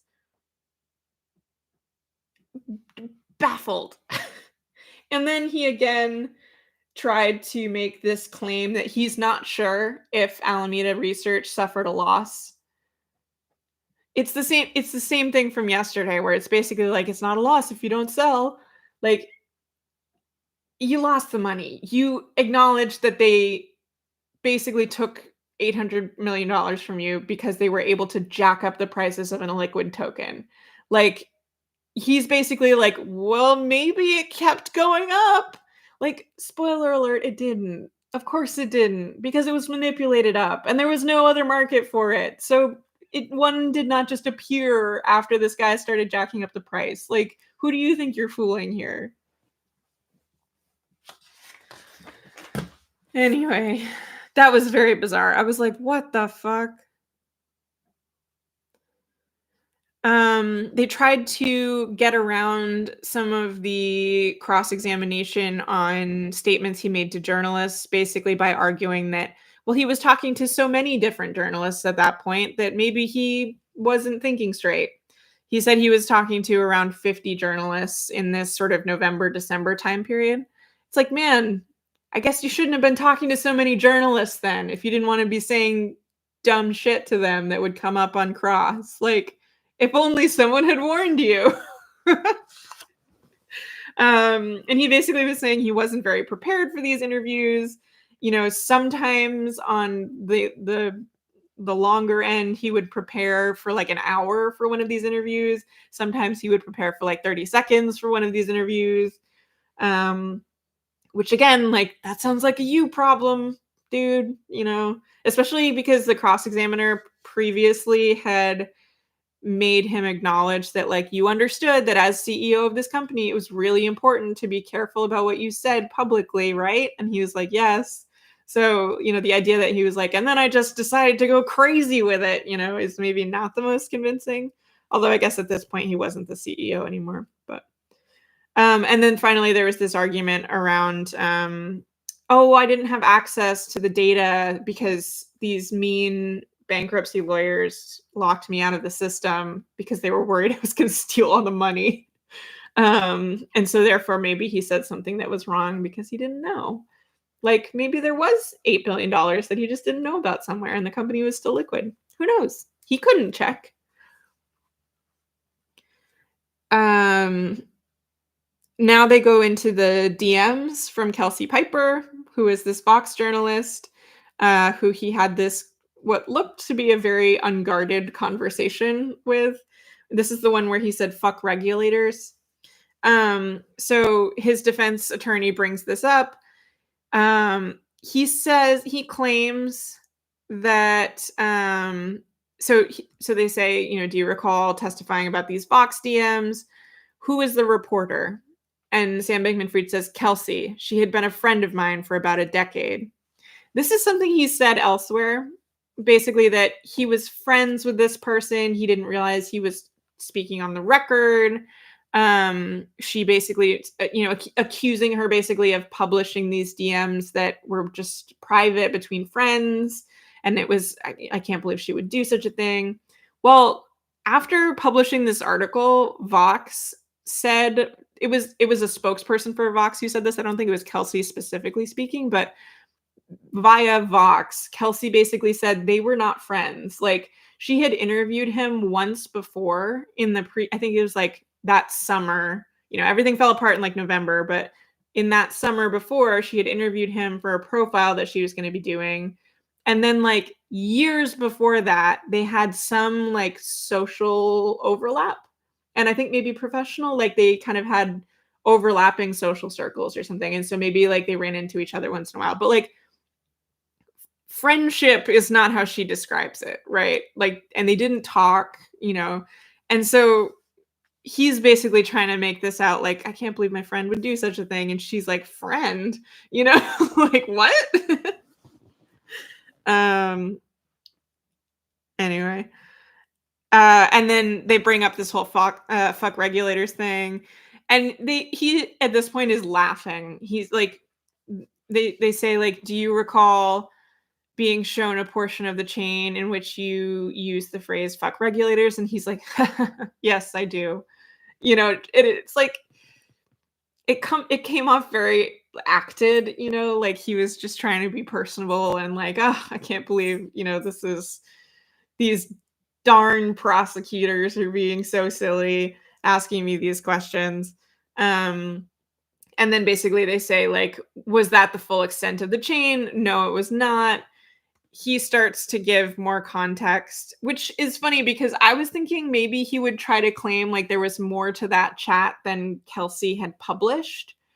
But that's not what he was saying, basically. He gave additional context, which was in the Vox article that was not in it. They didn't submit the whole article to evidence. It was just some of the DMs that were in that article. Actually, though, it may have been the whole. Now that I think of it, I think all of the DMs were submitted, including the additional context, which he gives now, which is basically that he had gotten frustrated about his conversations that they had had with regulators. And he basically felt like all of his work talking to regulators had kind of been for nothing because he wanted them to make good regulations and he felt like they were doing bad regulations. And so he was just very frustrated with all of that. And so he just said, fuck regulators. But like, again, this is all context that was shown in the DMs that they published or that Vox published. And again, the full DM chain that was published in Vox, I don't think it was the full, like all of the DMs that ever existed between those two, but like all of the DMs that were published were in evidence. So like the jurors have the context that he's referring to here. So I don't feel like that really strengthened his piece of things. They quickly revisited congressional testimony and said, basically are trying to make the argument that, well, it wasn't just Sam writing that. So if there was anything that was wrong in the testimony, maybe it wasn't his fault or something. Did not feel convincing. Going back over some of the congressional testimony, I'm not really sure what they were trying to do there. And then we returned from so then we had our morning break, which was at 11. We returned from the break at 11:20, and the government gives an update because at this point we think that the government is going to do a rebuttal case and actually call witnesses. So they had said yesterday that they were going to invite an FBI data analyst and a man named Zachary Allen. And so, no, 11 a.m. is not the lunch break, although we are almost at lunch break at this point. And then, like I said, there was not much in the afternoon. So this is going to be basically the end of the stream once I get to that point.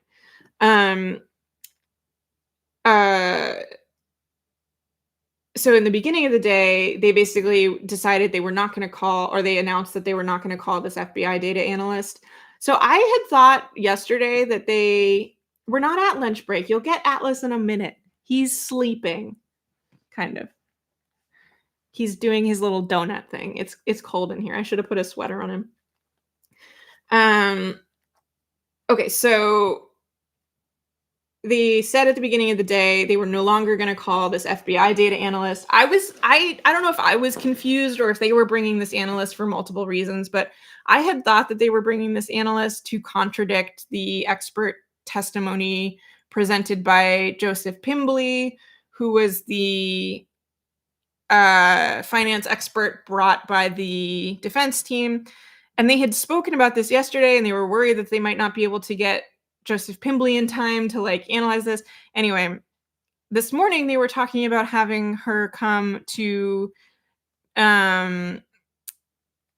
validate Google Docs metadata. And so maybe she was going to do both. I don't know. Anyway, they were able to figure it out. Basically, the government was willing to say that the Google Doc that I think it may have been the one where he was writing down his thoughts about Nishad not being prosecuted. The judge basically put the hammer down and was able to get the government to stipulate to the authenticity of the document. And so, because at one point they were like, are we going to have to drag that guy in from Texas again? Which is what the judge had been really mad about. And they were like, no, we don't want to do that, because they didn't want to piss off the judge. So anyway, they got rid of her. And then after the morning break, they also cut Zachary Allen, who was someone who worked for Apollo. And Apollo was like this big, I think, private equity fund maybe. And they were the ones that FTX was having this like emergency conversation with when they were trying to get funds after things started to fall apart. And basically, the this conversation with Apollo is what had precipitated the conversation that Sam Bankman-Fried had with Can's son, who was one of these lawyers. And it was that conversation where he had basically, at least according to Can's son, had asked Can's son to come up with ideas for like possible explanations for what had happened to the money. And so they were gonna have this guy, Zachary Allen, come in and I assume testify to like what actually happened on the phone call after Sam Bankman-Fried talked to Can's son. And so when they announced that they had cut him, I was so bummed. Like I was really interested in what he was gonna say. And there was another journalist there too who was like super bummed about it. So I don't know. I was disappointed. I don't know why. It's not clear why they canceled that. Maybe they just decided it wasn't really necessary. They've already made their point pretty well, which is fair, but I'm upset just for my own curiosity's sake. And actually, I noticed at that point, and I don't know if this was just me like staring too closely at the screen and starting to go cross-eyed, but it seemed to me like Sam Bankman-Fried smiled when the government said that they weren't going to call Zachary Allen. And so I'm like, is he glad? Like maybe he knows that Zachary Allen could have said something, but I think maybe I was a little delirious at this point. So I don't want to like, I don't want to like confidently say that Sam Bankman-Fried smiled at this, but it did kind of look like it. Um, okay, so now this is again continued redirect. So this is the defense asking him questions to try to recover, I guess, from the somewhat devastating cross-examination. Um, they're trying to basically walk back this whole thing yesterday where he had said in many public fora that he was not involved in trading decisions at Alameda Research. And then, of course, yesterday the cross-examiner gave multiple examples of like both specific crypto trades that he had directed, but also got him to acknowledge that hedging, which he's said he was very involved with, that hedging is a type of trading. So basically, they went through this line of questioning during the direct or during the redirect where he was like, well, I meant that like generally speaking, I wasn't involved in trading day to day, but occasionally I would get involved with these like random one-off decisions and sometimes Caroline would run things by me but generally I wasn't involved in trading. And that's what I meant when I said without any sort of caveat that I wasn't involved in trading at Alameda Research. Again, really not convincing to me, but you gotta try, right? Did I say cross-examinator? I'm sorry. I don't. I'm, I am operating on a small amount of sleep. Um, they go back to some of the notes that Bankman-Fried had made after bankruptcy. That they had. These are some of the ones they had gone through yesterday. Um, basically saying like if he had written down like Alameda and FTX, if there had not been this relationship between Alameda Research and FTX, this wouldn't have happened. Which again is like, don't put that in writing, buddy. Well, so of course he has to go back to this on the redirect to try to explain his way out of it somehow. And so he's basically saying, well, if it wasn't for the way that these companies came about, there would have been better systems in place and blah, blah, blah. But I literally just wrote down, well, if we hadn't stolen the money, we wouldn't have stolen the money, which is really how it came off to me. Like, it sounded like this really weak argument. Um,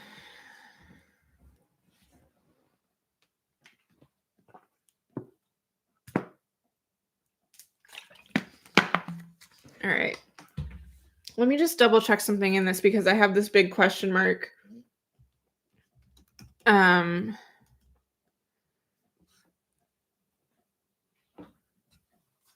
because I wasn't sure if I had misheard this, but it seemed really like an admission to me, and so I just wanna make sure I'm not getting this wrong.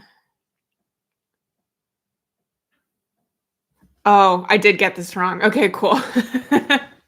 He had this long sentence where he had all of these caveats in it that at the end, he said the phrase, "It seemed like Alameda did increase its borrowing on FTX to repay lenders," which is the portion that I wrote down, and I was like, "Did he just admit to that? That's crazy because he's been denying that this whole time." And then I was like, "But no one seemed to react to it," and it is because so the full sentence, which I feel like this is just a great example of the way that he speaks in the courtroom and just in general.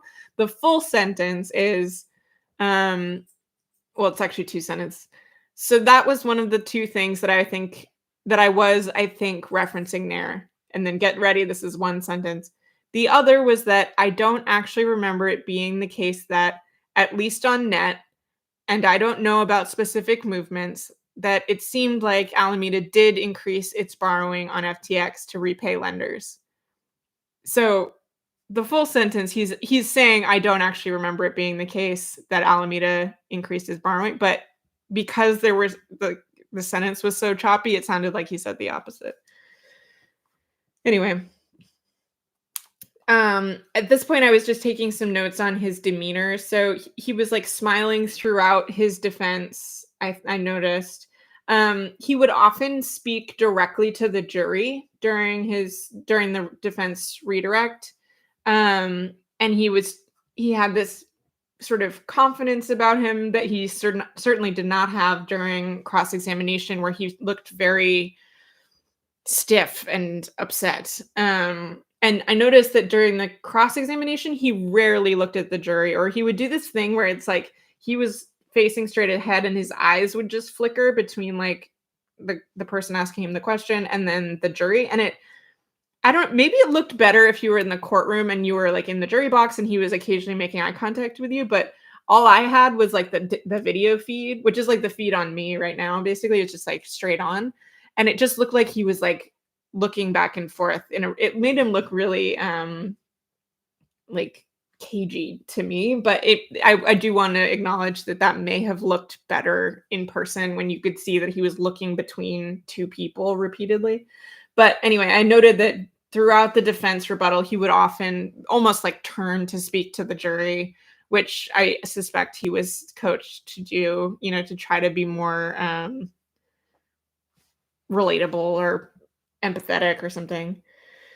Um, he did at one point say, let me just get the double.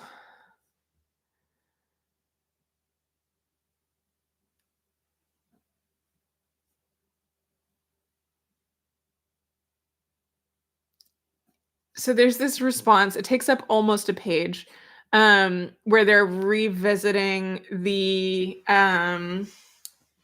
question around like this $8 billion and who spent it, like which of your employees maybe just spent $8 billion.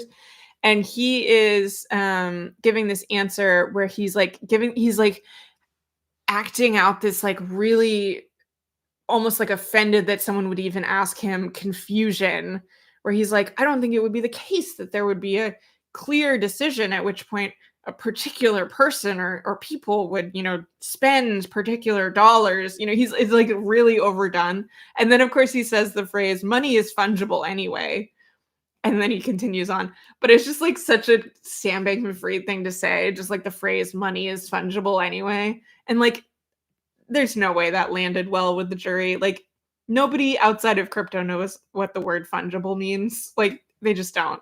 So, anyway, maybe the investment banker does. I don't know. Um, and then this is what I mentioned earlier, where he starts talking about um,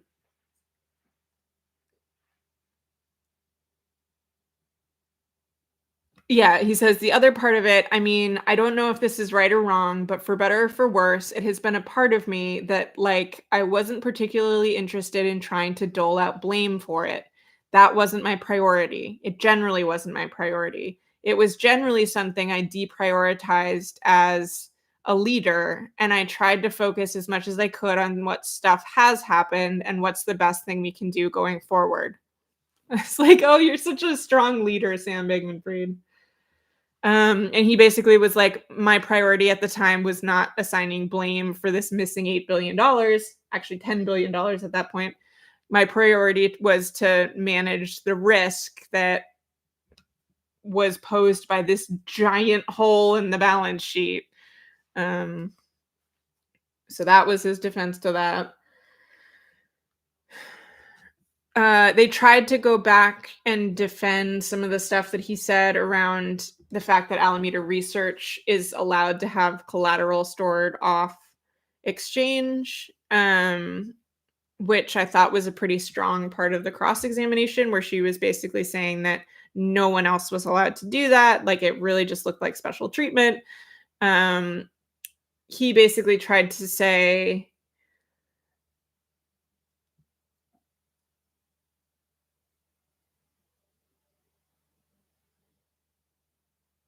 yeah, so they're trying to ask what he meant when he said that he wasn't sure it was true that when the prosecution said that, general rules did not allow for pledging and outside investment, he was like, "Well, there wasn't sort of like a mass market process for considering off-platform and assets.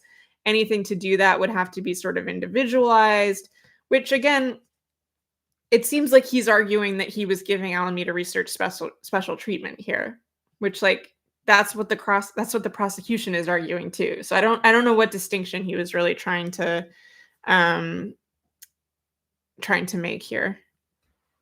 Oh, and then at one point he said, "And so as I understand it, we were allowed to, on a discretionary basis, allow customers to have off exchange credit," which I'm not sure what he means when he says we were allowed to, because like you're the CEO and you're the ones who's setting the rules.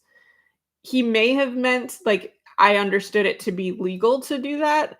And at this point the prosecutor did object, and I don't know if she was objecting because of his use of the word we, referring as if it was referring to a group of people and not just himself, or if it was because she thought he was referring to outside legal advice. But either way, the judge just said, "Come back to it on cross examination if you care so much about it." Um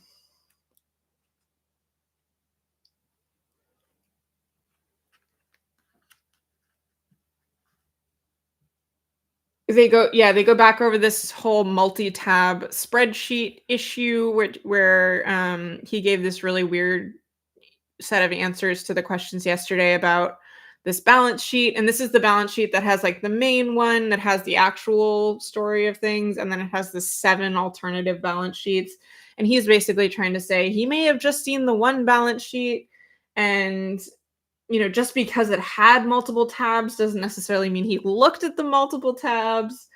Um, Often those tabs when Caroline Ellison would send him balance sheets, there would be multiple tabs, but those multiple tabs would just have like the underlying data, and so he wouldn't often look at them because like he didn't really need to. He was just looking for the overview.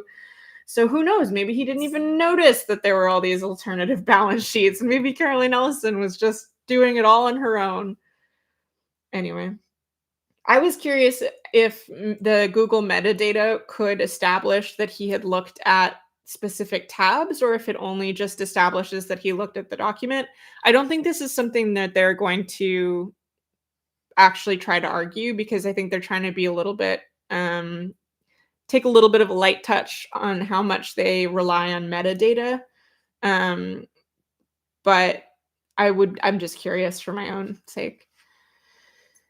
And then oh, there was this funny point where the defense team asks to call up this spreadsheet of something. I don't even recall what it was at this point. And so the judge, whenever, like anytime they bring up an exhibit in front of a witness, they basically have to ask the witness, um, well, if they bring up an exhibit in front of the witness that they have already seen during the trial, they pretty much always ask, "Do you recall seeing this spreadsheet earlier today or yesterday or whenever it was. And so the um the defense is asking him just this routine question. Do you recall seeing this spreadsheet in your testimony? And Sam Bankman-Fried just quickly is like, "Yep, I see it. Like, let's go." And then the prosecutor objects because they never actually used this exhibit. And so I was like, well, technically, Sam Bankman-Fried did just lie on the stand, but like, they're not actually gonna go into it. But I thought that was just kind of funny. They go into the private jet thing. And Sam Bankman-Fried again is trying to be sort of relatable with the jury. And so they're like, I believe we were shown a photo of you, and Sam Bankman-Fried was like a very flattering one, which like that's fair. I commented on this yesterday that like I thought this was just rude of the prosecution to bring up this photo. It's for those of you who weren't watching yesterday and didn't have to watch me spend like 5 minutes trying to figure out how to share my screen on YouTube, which I never did successfully. The prosecutors brought up this photo of him like asleep on a private jet with like his head back, and it is not cute. Like it's just not a good photo, and it felt like they were just doing it to be me. Um, anyway, he just basically was trying to say that, like, actually, it was kind of reasonable for him to be taking private jets all the time because it was really challenging to travel from DC to the Bahamas. There were not that many commercial flights. They were delayed a lot or canceled. Blah, blah, blah, blah, blah. Whatever. Personally, I don't, the whole like, look, he flew on private jets, so he must not have cared about money, or I like he must have stolen your money. I don't fully really understand that line of argument. Same thing with like he wore t-shirt and shorts and his hair was messy. Like who cares? Um they went over the Robin Hood stuff. I don't really know what they were trying to argue when they did this, because it did not seem like it really changed anything, but they made a couple of statements about that, and I'm not really going to go into it. And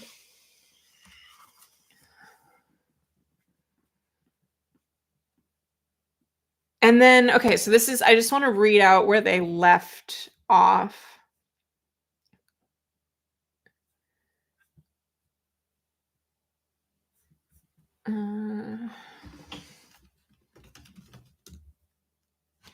There we go. So the last questions, two questions that were asked, they go back to meeting with the Securities Commission of the Bahamas. The defense team asks, excuse you. There's some very loud licking happening over there. After you stepped down on November 11 through December, did you continue to have communications with the Securities Commission of the Bahamas and the Joint Provisional Liquidators? He says yes. The question is, what was your reason for doing this? And then Sam Bankman-Fried, this is the last thing Sam Bankman-Fried says. I wanted to help the company. I wanted to help the customers. I wanted to help make the customers as whole as possible. And they had at least expressed to me that it would be helpful for doing so for me to tell them what I knew and give them my thoughts. And that's where the defense says, thank you, Mr. Bankman-Fried. I have nothing further. So it was like very clearly planned that they wanted to end on that note where he's like, I wanted to help the company. I wanted to help the customers. And I took a note.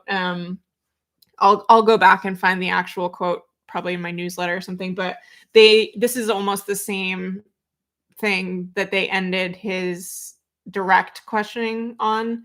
It was the same thing where the last question, they were like, they had him say basically, I wanted to help customers. I wanted to make things right, that kind of a thing. So like this was clearly very planned for the jury. I noticed. All right, so that's the end of the direct, the redirect. And then at this point, the prosecution had the opportunity to recross. So it's like there's the direct, there's cross-examination, there's redirect, and then there's recross. But anyway, they opted not to do that, which some people were a little surprised by. I was a little bit surprised by it, although I also just think that like they've already made their points really strongly during cross. I don't think that anything that came up in redirect really introduced that much doubt into what happened in cross. Like, there was nothing that was like, "Oh, shit.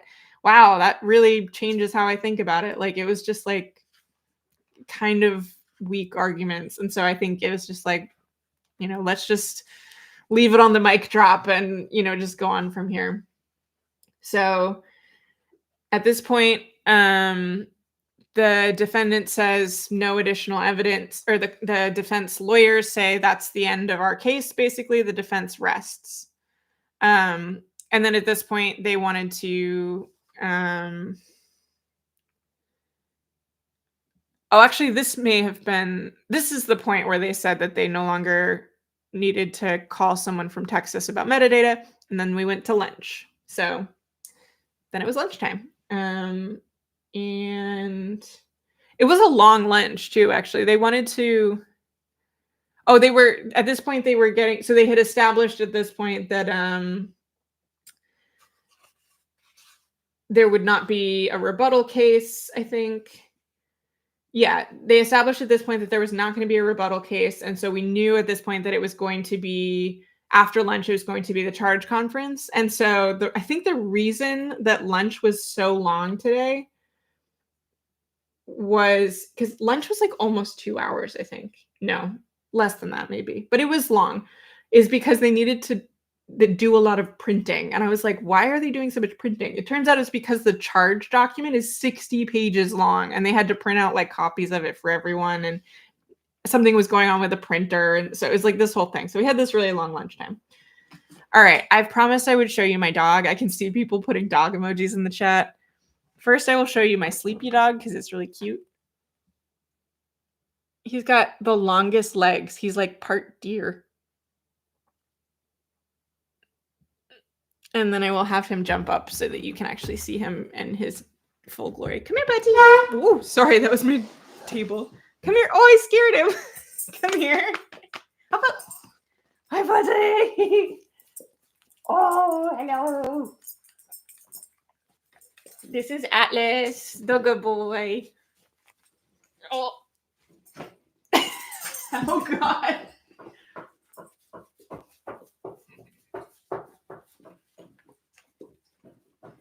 Oh my God. What a good boy. He's got his ears back because I think I scared him a little bit with the table.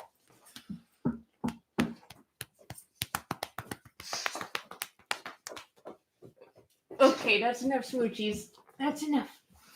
Good boy. This is my good boy. He's a bit of a Velcro dog, if you hadn't noticed.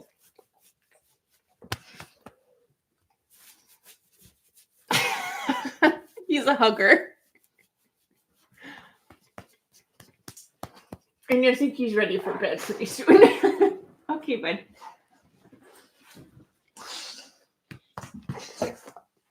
Okay, you can go back to sleep now. That's Atlas. You're a good boy. He has a lot of trouble when he puts his paws up like that on my wheelie chair because I like roll around and the floor is tile. So he's like sliding and trying not to fall over. But that's the good boy. You can see why I missed him so bad, right? It's hard to leave that for how many days was I gone? Thursday, Friday, Saturday, Sunday, Monday, most of today. That was like 6 days. That was almost a week. That was maybe, I don't know if that was the longest I've been away from him, or it was about the same amount of time I was away when I went to a conference a year ago. So, and the cats are my cats are wonderful and lovely, and they love me very much, and I love them very much. I am convinced they do not care when I leave. Like, I come back and they're like, "Oh, you again." So they're both asleep at this point, and I probably won't disturb them, but their names are Max and Ruthie.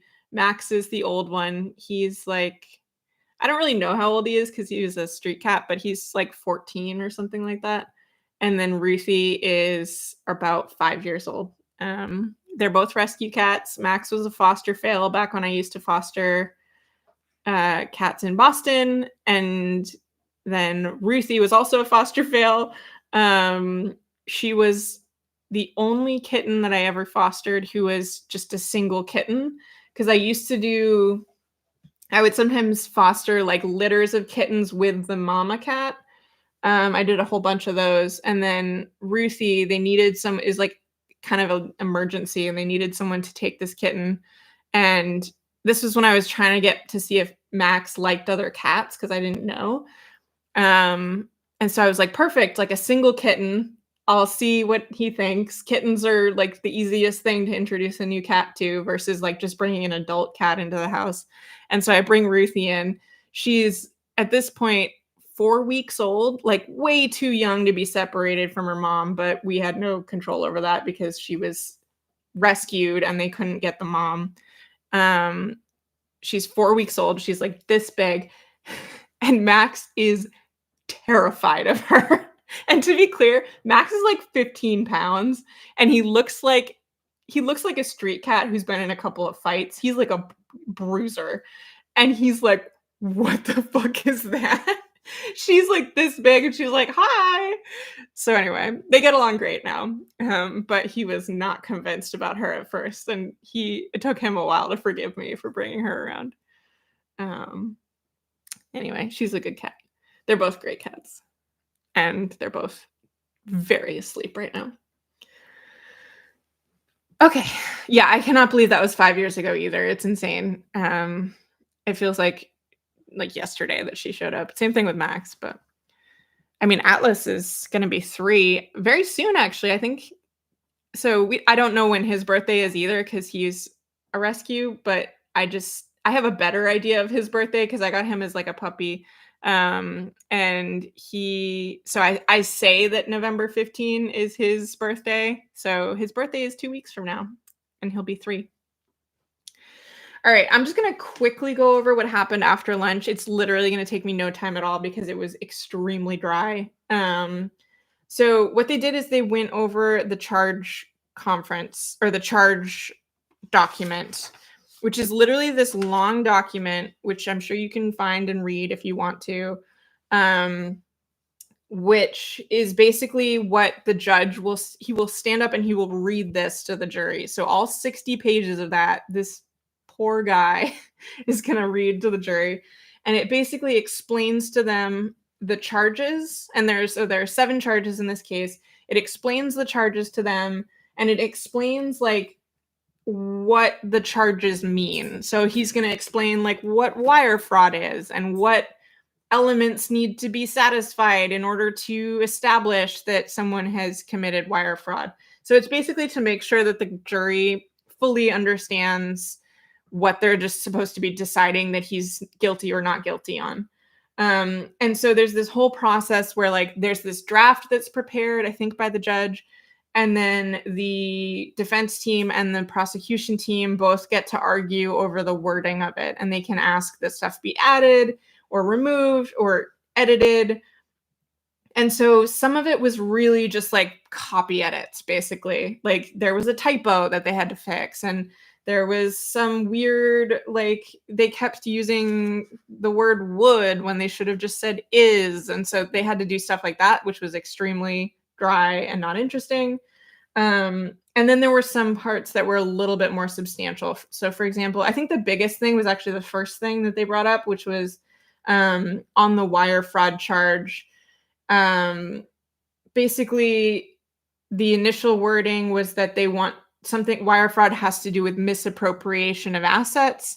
The government wanted them to add a clause that says that basically it can also be wire fraud if you are like making affirmative statements that are misrepresenting things to the victim of this alleged fraud. And so like that was, I think, the most substantial change. They argued about that for a while. Ultimately, the government won out on that, and that's going to be added. Everything else was really not very interesting, and I didn't understand parts of it because it was very like legalese.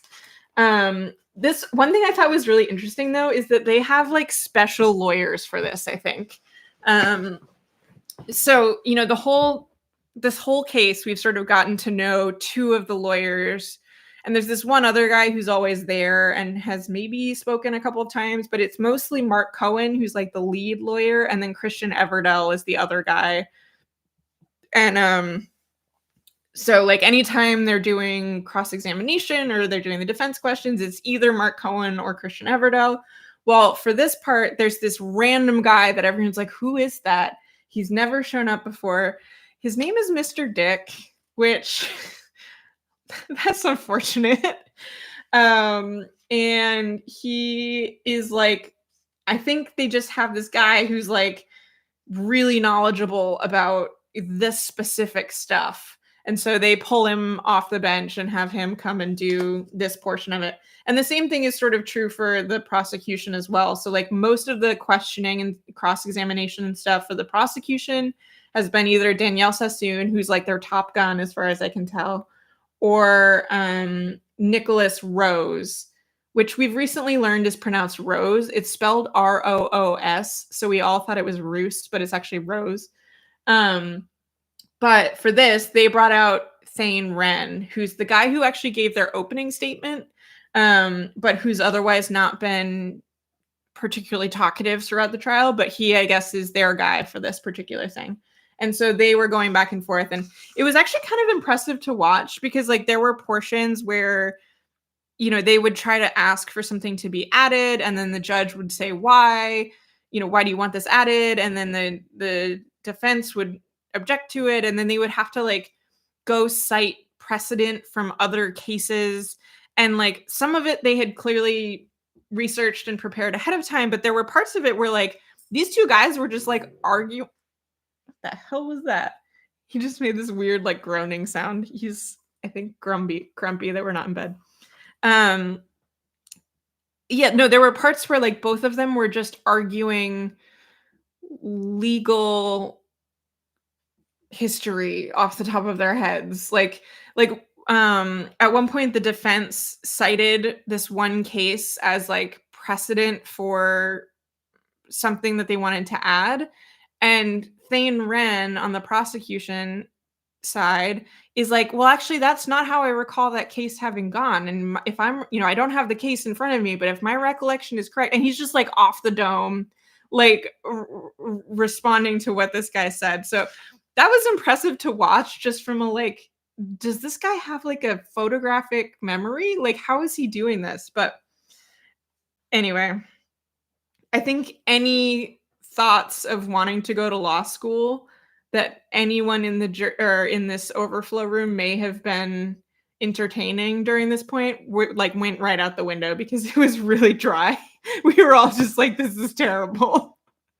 But at this point, this was the afternoon, and I basically had to decide either, do I want to sit around in the overflow room or do I want to go sit around in the Newark airport? I was like, I might have internet in the airport, but it might just be the shitty airport internet. Or I could just sit here. And at this point, like, we were just kind of shooting the shit. It was a bunch of just like random crypto journalists hanging out and just chatting. So we were having kind of a good time anyway, not paying all that much attention to what was going on, although we were paying attention. This is where I make the note that Sam Bankman-Fried is like furiously typing throughout this whole thing. So honestly, might have been a manifesto in the works. And then so they made some submissions last night where I mentioned this briefly on Twitter that the prosecution keeps trying to say that they should be allowed to refer to English law. And I genuinely can't remember specifically at this point what portion of this they think English law is relevant to.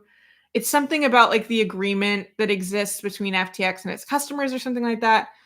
Anyway, they've asked for this a couple of times now. Like this has come up even before the trial started. And I think the reason they're trying to refer to English law is because FTX, portions of FTX at least, are based in the Bahamas. Maybe? I mean, I don't really know. And but the judge has rejected this multiple times. Um, and today they sort of came back to it, and he had sort of managed to get around it where like the whole premise of why they wanted to argue it was sort of mooted at one point.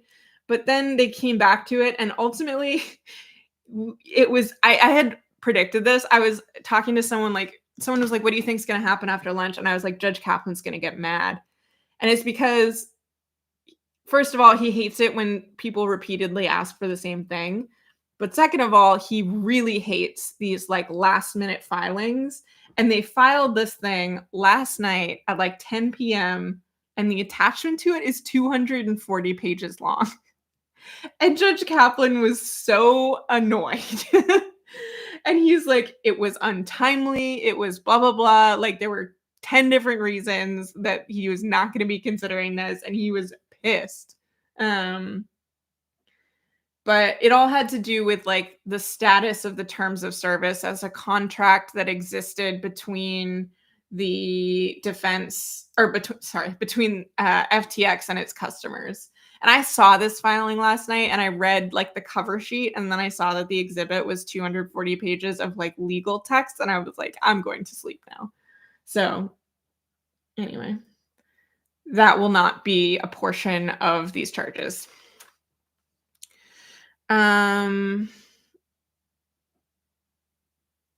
There was some question over the definition of the word willfully.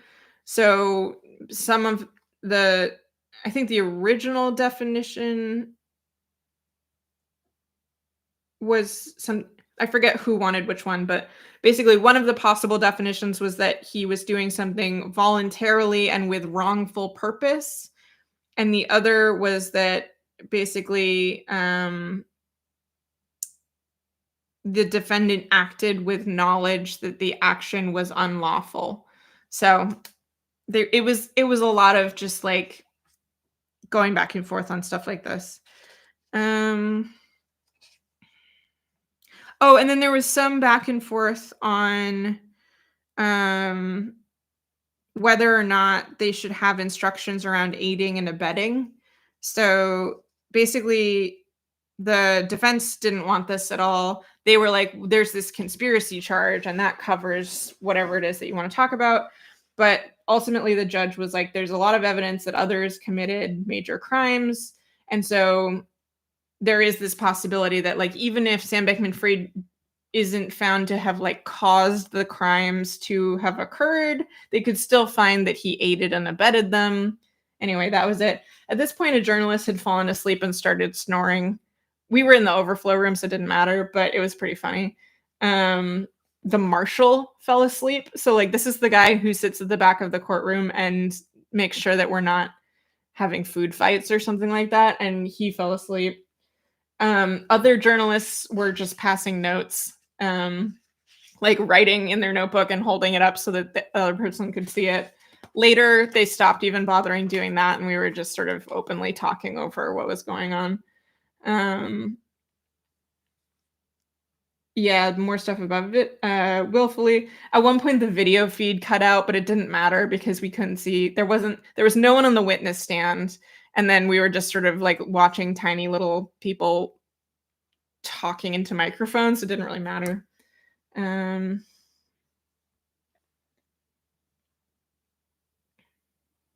There was some conversation around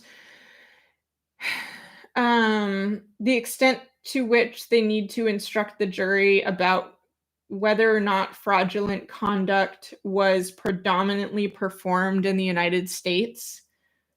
And there was also something, I think this had to do specifically with the conspiracy charge that has to do with commodities, because they kept talking about the Commodities and Exchange Act.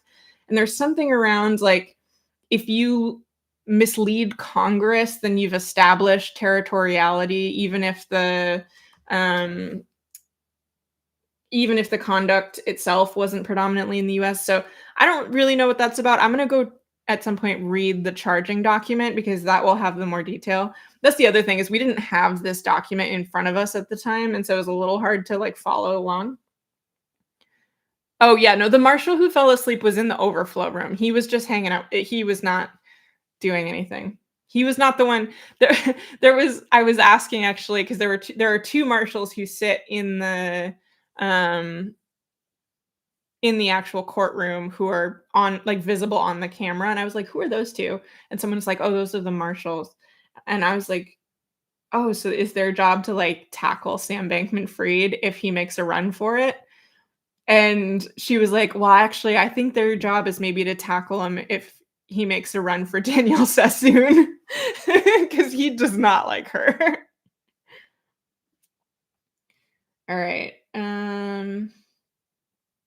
oh, okay, I said I was gonna come back to this. So, there was they finished going through this whole charging document, and at this point, the judge is asking if, there like, basically, there are these potential other instructions that could be added. He's asking, "Do you want them?" And this one is the one that's important. That was important earlier, and I said I would come back to. The judge asks if anyone is seeking an instruction about conscious avoidance.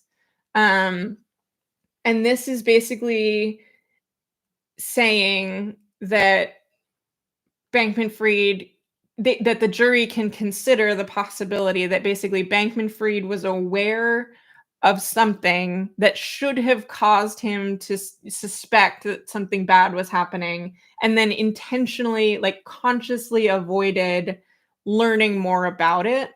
And so this is why they were going so hard on that whole thing about like, so are you saying that you knew that there was this $8 billion bug and you didn't try to find out anything more about it when you were like when you overheard this conversation, you weren't trying to learn more about what happened, and when your employees told you to like go away, you were like, okay.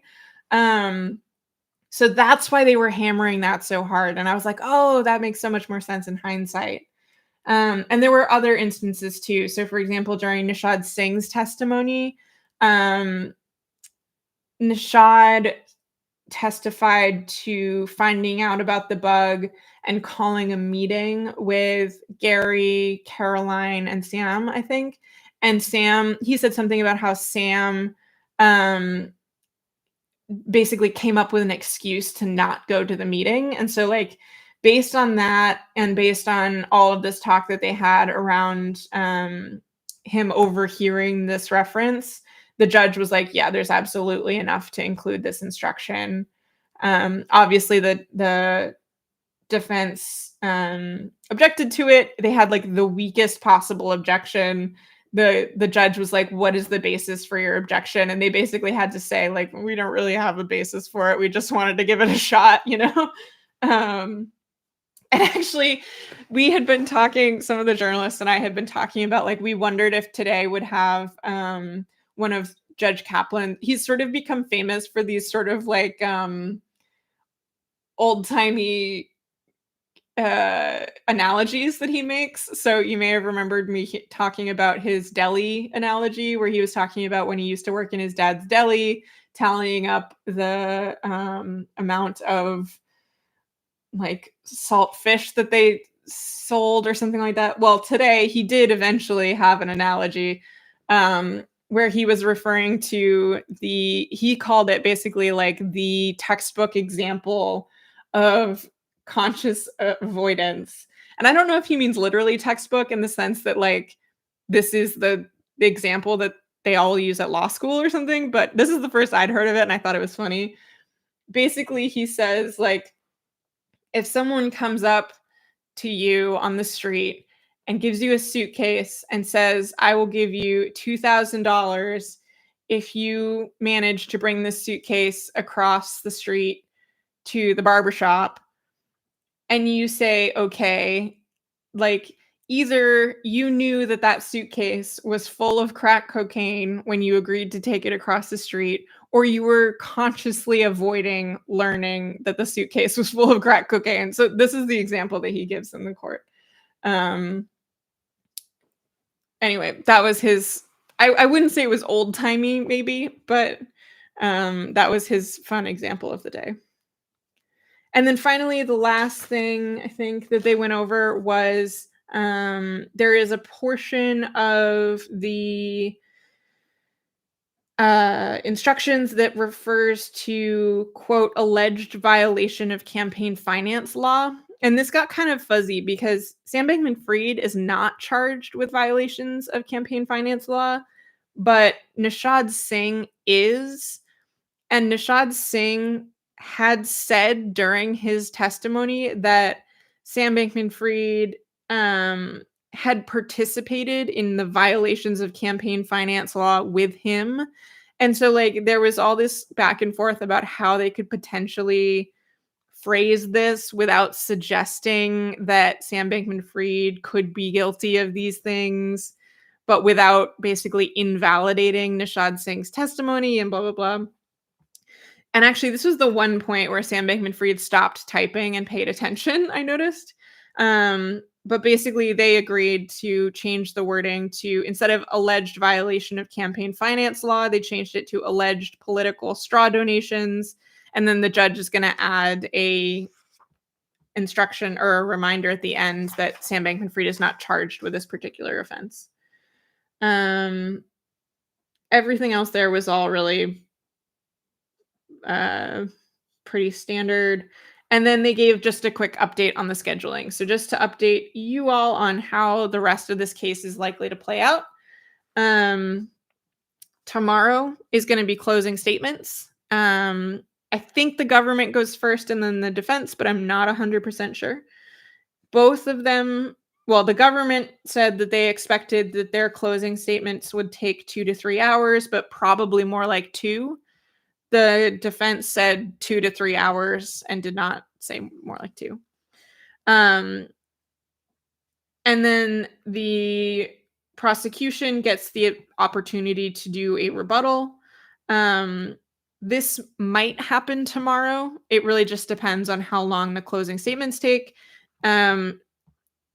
Generally speaking, the prosecution has been a lot more accurate with their time estimates than the defense has. The defense tends to go over.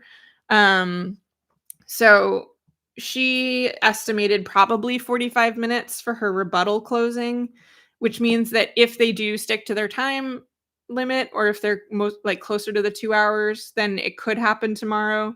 So they basically agreed that if the government is done with their closing statements by 3:30, then the prosecution will do the rebuttal closing tomorrow. Otherwise, they will put that off until Thursday and do that first thing on Thursday. Then on Thursday, they will deliver the charge. Again, this is 60 pages long, and I believe it has to be read out loud. And so that is likely to take a while. And then there was some discussion about what to do at that point. So the judge suggested that at that point they should just break after they deliver the charge, and then the jury would start deliberating on Monday. They ultimately agreed that if the jury wants to stay longer on Thursday and start deliberating, they'll allow them to do so. It's just going to be left up to the jury. There was at this point some argument about the topic of whether or not there will be court on Friday. So I spoke about this a little bit yesterday, but there was not originally supposed to be court tomorrow or Friday. I don't know what day it is. It was supposed to be a Monday through Thursday week. And they had discussed earlier this week about whether or not the jurors might be available to do court on Friday, because the judge is really trying to keep things on schedule and just wants to move this along. And so they had asked the jurors, like, do any of you have any conflicts that you absolutely can't, be here? And there's one juror who has a flight that she really can't reschedule, and for some reason it's important. And so basically the question then became, okay, so either we decide to not have court on Friday, or we do have court on Friday, but it means that we excuse this juror completely from the case, who won't be able to be there, and that means they have to seat an alternate. And so one of these, they started with 6 alternates. Now there's, I forget if there's 4 or 5. I think 5, because it was maybe just the barfing juror who wasn't able to be there. There might be 4. Anyway, they've still got alternates, but, they would have to seat an alternate. And so, um, the defense said that they did want to have court on Friday, even though it means, seating an alternate.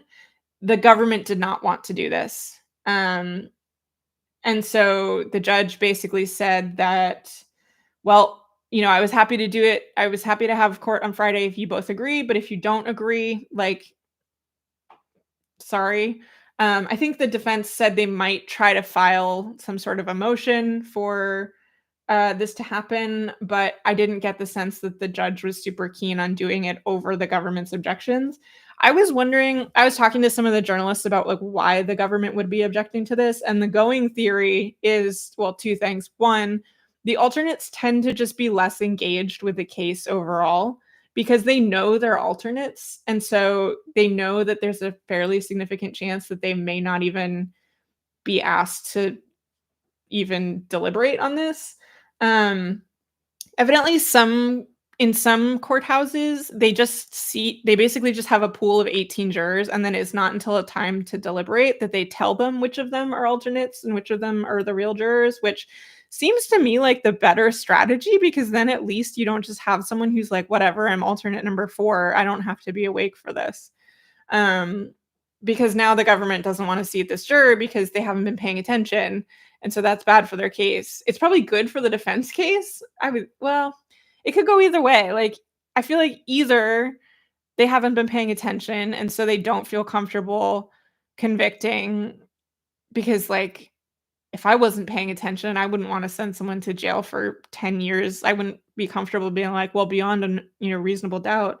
But on the other hand, they might be more likely to just go with what all the other jurors do. So, I don't know if this is really good for the defense or not, but I can see why the prosecution doesn't wanna do it. And, there's also this additional issue that apparently alternate number 1 is the one who's known as the sleeping juror. Um, I feel like we've got the 7 dwarfs here. We've got, like, Sleepy and Barfy. But, the sleeping juror is the one who I think maybe works the night shift, and so is always asleep.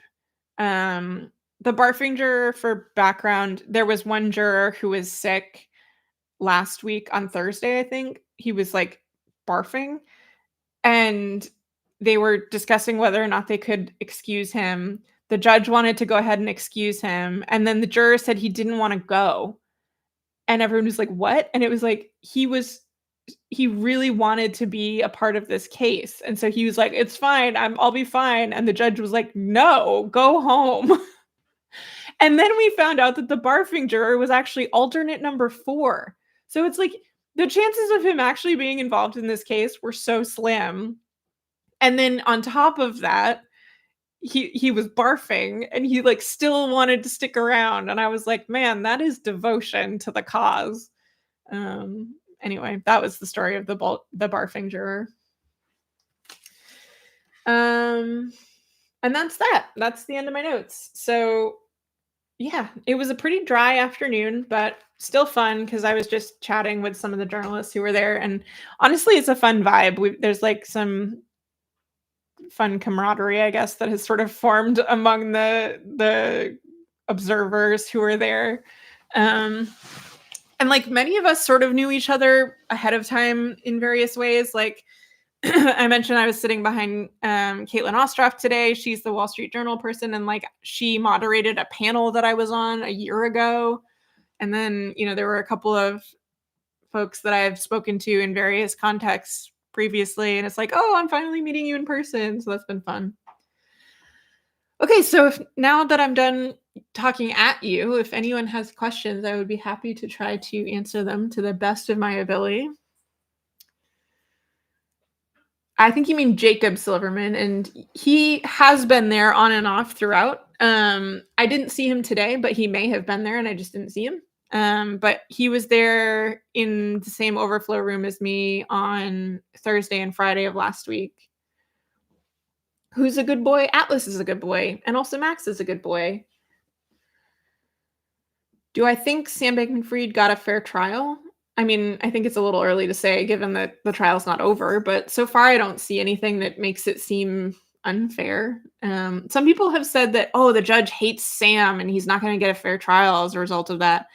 I don't really agree with that. I mean, there are definitely parts where you can tell that the judge is annoyed by Sam, but I feel like he's been pretty even-handed as far as the rulings go on like sustaining objections or overruling objections and things like that. He's at least been able to justify a lot of the stuff that he's been doing. So I don't know if I strongly agree with the whole like the judge hates Sam. I think the judge is kind of just like this. Like he gets annoyed and Sam is annoying. And so, it seems like he doesn't like him. Yeah, and then Michael Lewis thinks the judge loves Sam, which I guess maybe speaks to his um unbiasedness, I guess, if two people can have directly opposing views on how the judge feels about Sam. I don't think the judge loves Sam. In fact, I actually on the flight home, I listened to the 4 podcasts that overlapped the days that I was there. I haven't listened to all of Michael Lewis's podcasts, but I did at least catch the episodes that I was there physically for and could sort of I felt like I could compare my own personal experience to what Michael Lewis was saying, and we do not agree on some points, I would say, including how the judge feels about Sam. I did not think that um, he basically said that he thought the judge seemed curious about Sam and wanted him to keep talking about his blockchains and things like that, and I did not get that impression whatsoever. um Are they able to bring up why Sam was removed from bail and put in jail? That's a good question. I don't know. It hasn't come up. I don't know if it's not allowed to come up or if it just hasn't come up. Um, yeah, I don't know. It maybe. What does Atlas eat that makes him fart so much? Maybe he's allergic to gluten. I don't think it's an allergy thing. I think he's just a little farty.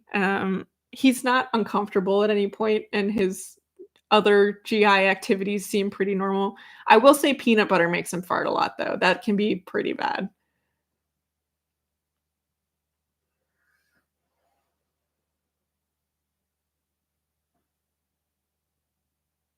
Why do I think Michael Lewis is so credulous? Honestly, I have no idea. I wish I knew. It does not really jibe with like the previous impression I had of Michael Lewis, which I think a lot of people are really grappling with right now. It's like this doesn't seem it seems out of character for him. Um, but I don't know. I mean, I really don't know. Yeah, he seems really taken with Sam Bankman-Fried. Was Lewis in the court? Yes. So he's been around. He actually, I think, was there the same days, like exactly the same days that I was. I think he showed up on Thursday, was there on Friday. I know he was there today. I don't know if he was there yesterday. He may have been there off and on yesterday, or he had to leave early or something. But he's been basically there the last 4 days. Um, do the hard ass jurors tend to keep the slacker jurors from ruining the trial? I think so. I mean, I've never been on a jury myself somehow. That just like by luck of the draw that I've never gotten jury duty. Technically, I was selected once, but then they canceled. Is like they didn't need me anymore, so they told me not to show up. Um, but yeah, I've heard that usually like there are some more assertive jurors who sort of round up everyone else. And I'm kind of wondering if the guy with the investment background will be that guy in this jury. First of all, he was really vocal during juror selection. So I just get the sense that he's like a talkative, sort of assertive guy. But then also he has like domain knowledge that could be useful. And so I'm curious if he'll end up sort of leading the charge, so to speak.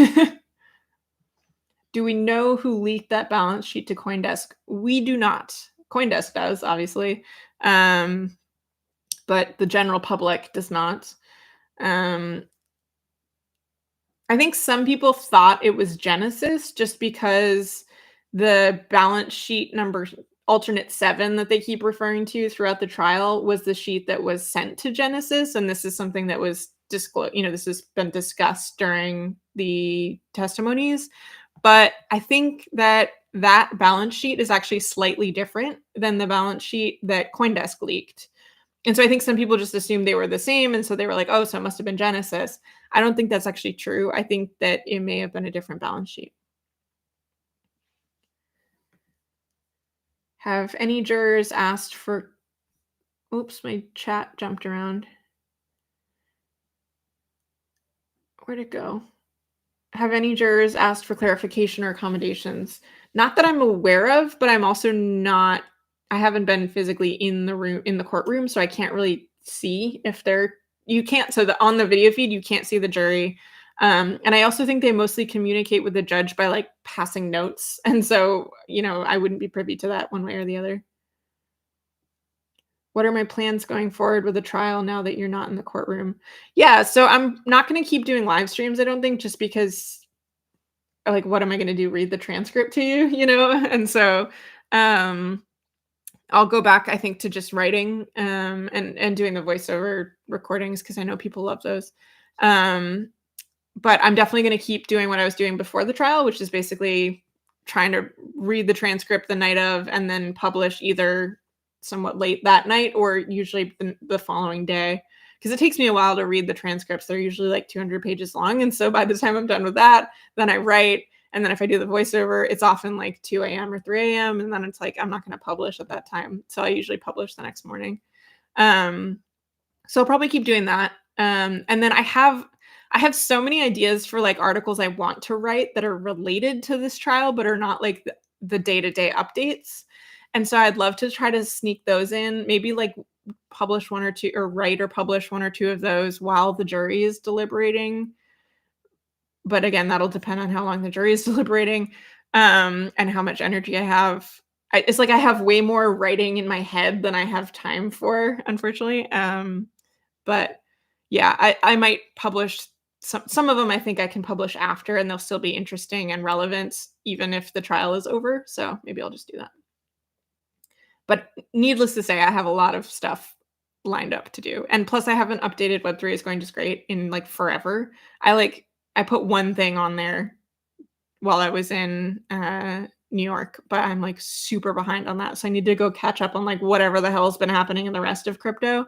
I did try to catch up a little bit on stuff, and I don't know if it's just that all the journalists are at the Sam Bankman-Fried trial, and that's all that anyone is writing about, and so no one is paying attention to the rest of crypto right now, and so it doesn't look like anything's going on, or if, like, all of the hackers took the month off.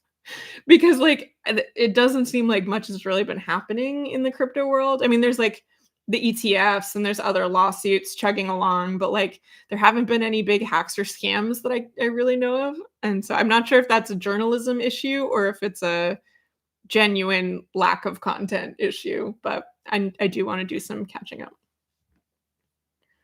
Michael Lewis is actually stalking Molly. I don't think that's true, but I have run into him a lot.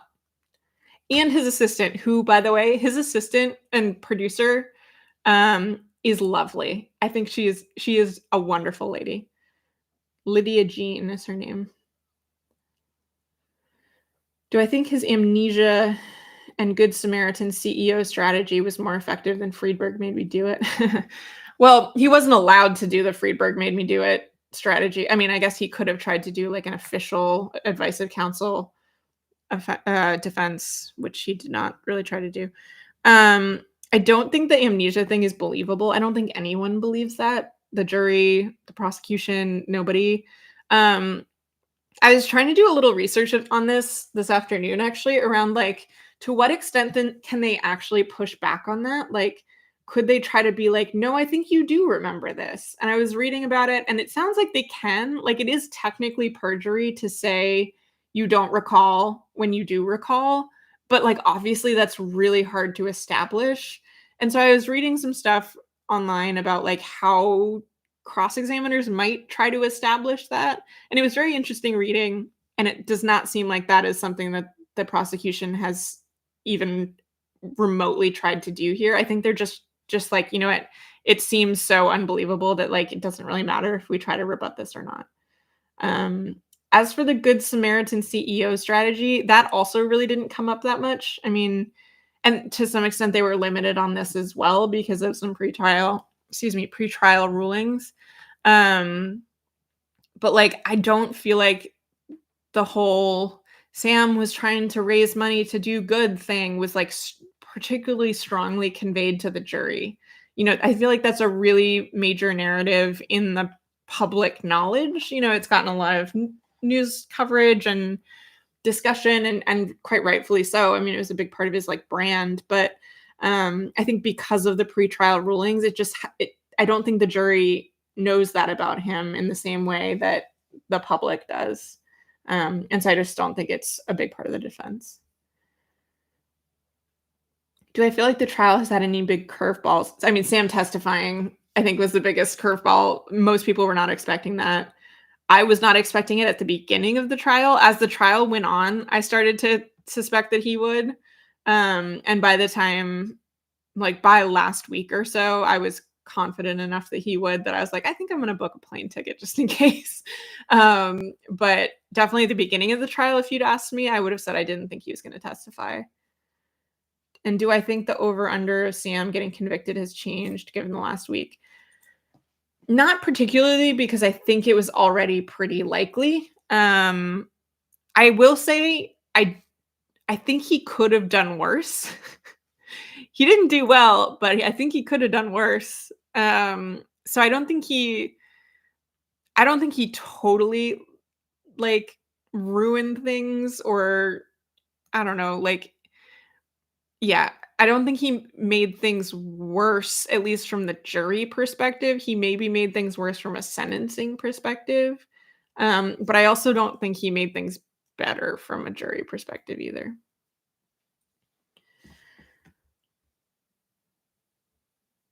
I don't know about the jury foreman thing. Um, yeah.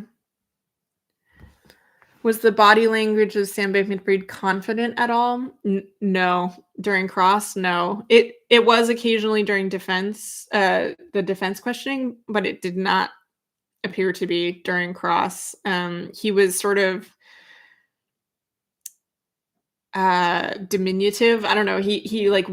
It felt like he was sitting more confidently during the defense questions, and not he was not during the cross. And it also felt like he was almost just like I said, like when a sullen teenager is, like, slumped and they're just like, that was sort of the vibe that I was getting from him during cross, which did not come across well at all, in my opinion. How long would the scheme have continued without the leak? That's a great question. I don't know, honestly, because I think it was just like something was going to happen eventually. It doesn't seem like they were anywhere close to filling this hole. Crypto markets were on the downtrend, so it's not like, oh, Bitcoin was going to bounce back and things would be fine. I mean, who's to say? I mean, obviously the FTX collapse also contributed to that, but didn't seem like that was going to happen. Certainly, like, the macroeconomic factors weren't pushing in that direction. So yeah, I don't know, but I think it probably would have happened one way or the other. It's just a question of how. Like, this was not a well-run scam. They were sending the balance sheets that eventually leaked to all of their lenders, and so eventually someone would have noticed something was up, or it would have leaked a different way, or I think it would have happened one way or the other.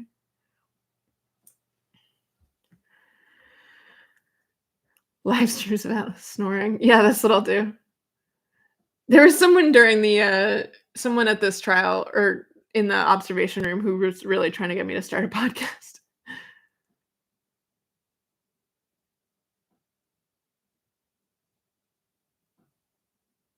I was not at the court during jury selection, but I did read all the transcripts. I don't think there were any questions about libertarianism in particular.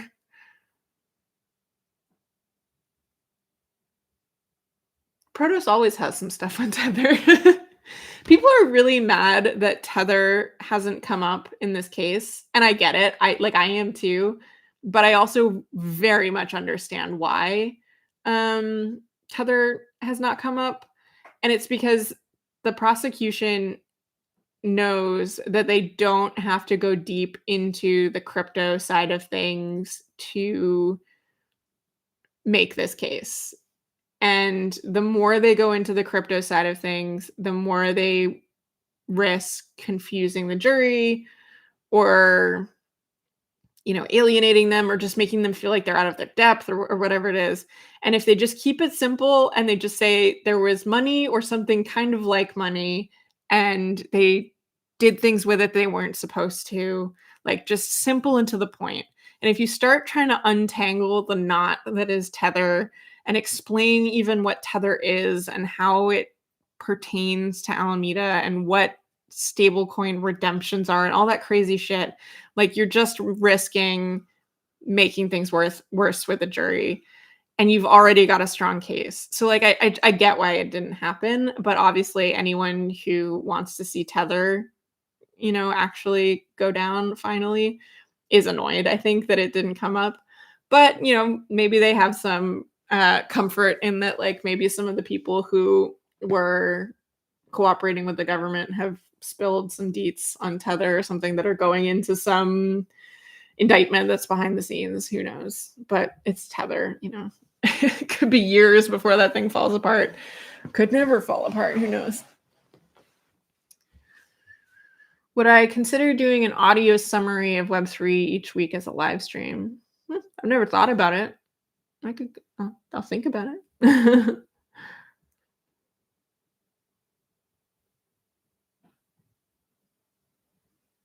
Lydia Jean comes off on the podcast. Yeah, I noticed that too. When I was listening to it today, I was like, well, I don't agree with Michael Lewis, and there were points where I didn't agree with Lydia Jean either. Um, but I do think she comes off really well during the podcast, and there were a couple of points that she made where I was like, oh, that's clever. I hadn't thought of that.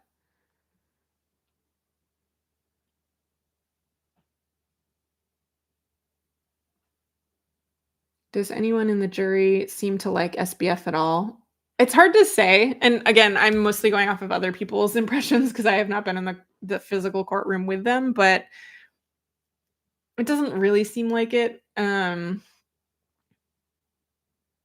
I mean, it's hard to say, but, like, most of the noticeable reactions that people have observed have not been positive ones, I guess is what I would say. Did he remember anything when the defense was asking questions? When the defense was asking questions, yes. Actually, I've got a draft of my newsletter that I'm working on right now, the one that corresponds to Monday, and it'll probably publish tomorrow, where I'm basically talking about that specific thing, which is like, if he has memory problems, they only started when cross-examination started. What is the defense's narrative? The defense does not have a narrative, and they don't need to have a narrative. Basically, like, I think instead of trying to present some sort of affirmative story of like, the prosecution story isn't right and this is the story, they're basically just like, the prosecution story isn't right, full stop. And like they're just trying to introduce enough doubt to the prosecution story to make it so the jury's unwilling to convict. They're not trying to present some alternative narrative, really. I mean, they're sort of hinting at one, but and maybe something more concrete will come out during closing. I mean, if there's any time, it would be then. But at this point, it just feels like they're trying to poke holes versus like trying to really come up with something convincing.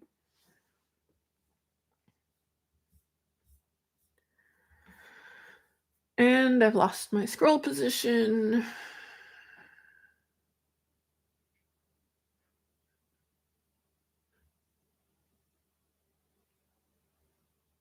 He could have done worse, damning with praise. Yeah, no, I mean, that's the best thing I can say, honestly.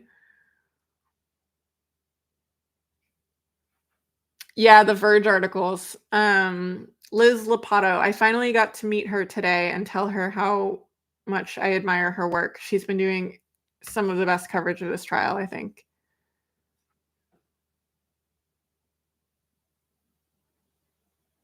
Oh, that's a good question about the "I don't remember" versus doing the regret thing. Maybe those questions are, like, specific enough, though, that he could say he regrets the overall thing versus the forgetting the specifics or something, but I don't know. He's sort of snoring. He's doing that thing where he's breathing heavily and his lips are flapping. Who's got reporting coming out soon that you recommend reading? I love this question. Or, like, which reporting I like. So my favorite he's having a dream. My favorite reporting there's a lot of reporting about this trial, and a lot of it is very good. CoinDesk is doing awesome work. They've got a whole team there, and they're basically doing live updates, and their strategy is so it's like a well-oiled machine. They've got 5 or so journalists in overflow rooms, etcetera, throughout the day, and they, like, cycle out, and they have runners, basically, and so, like, something will happen, and one of them will, like, run outside, get their phone, call the editor, put something in, um, and then at the end of the day, they sort of coalesce it into something a little bit more polished, and then in addition to that, they're doing other sort of specific pieces. There's a newsletter going from them that I think is maybe Nick Day specifically writing the newsletter, but he is sometimes editing other stuff. Anyway, their work on this has been really good. They're not the only ones who have the runner strategy. That's happening at several outlets that are basically live reporting this. But it's impressive to watch it in action. Like, it's impressive. So anyway, CoinDesk is great. Liz Lopatto at The Verge is doing awesome stuff. It's like she's publishing almost daily, but the stuff that she's publishing is like the type of thing you would expect needing a week to write. Like, it's a long form, really polished, usually more analytical article. And they've always got stuff that is new, like it's not it's like yeah, she's always got something unique, and so I've been really impressed with her. Um, David Z. Morris is doing coverage for Protos, which has been good. I like his take on things, and he's really smart and really knowledgeable about the industry. And so there's this cool thing that's I feel like happening more and more in the sort of crypto reporting world where a crypto journalist will like write for an outlet, but then they'll also have a newsletter on the side. And so like you can read the reporting in an outlet that's like pretty polished, an editor has gone through it. There's definitely some restriction on what they're allowed to write about. And then you can subscribe to their newsletter and get their like unhinged, like unfiltered thoughts. And like for me, that's what I'm here for. And so David Z. Morris is one of those. Like right now, he's publishing with Protos. He used to be with CoinDesk. He's publishing with Protos now, but then he's got a Substack. And if you subscribe to the Substack, that's where you get his like off the wall stuff, which is great. Same thing is true. Like Bennett Tomlin writes for Protos, but then he's got this newsletter that he publishes, which is technically through Protos, but I think is less edited. Same thing with Nick Day over at CoinDesk has a newsletter that's technically through CoinDesk, but I don't know if it's edited at all. Although, it's still through CoinDesk, so there's some degree of review there. But anyway, I just think that's a really fun model because like you get the sort of edited, buttoned up stuff that's got, it's got good fact checking. You're not worried that they've gone totally off the wall, but then you get the sort of like, okay, but what are you really thinking? Anyway, that was a very long answer to a short question. And there's a bunch of other reporters, honestly, I could go into. Any money they recover or do not recover can't have any effect on the trial at this point. Yes, pretty much. So they've basically been prevented from making the argument that like it's fine though because they made all the money back. So there's all this question around like whether or not the Anthropic investment specifically might actually result in all the FTX creditors being made whole, which would be amazing. I very much hope that it does. But regardless of how that turns out, it's not going to affect it's not being brought into evidence or anything like that. In fact, it's been basically prevented from being brought in. The thing I don't know about that is whether or not it might affect sentencing, because I know sentencing can be impacted by the amount of money that was lost. Um, and I don't know if that's like net, like if they make it back, does that count? Or if it's like it's just however much was lost and any future recovery is completely beside the point. It seems like it would be the latter, right? Because then otherwise, like, you would be stuck at some weird point in time, but anyway. I do also love that it was the fake balance sheet, yes, that, sunk it. Like, it was the one that was supposed to make it look better than it was, and it still was so bad that it tanked the exchange. Do I think effective altruism was a scam all along, or did SBF start with good intentions? I think both of those things can be true. Um, I think that effective altruism is malignant, but I also think that people genuinely believe in it, and I think that Sam, at least at one time, genuinely believed in it, but I also think it was a very convenient way for him to justify a lot of his actions, including probably to himself.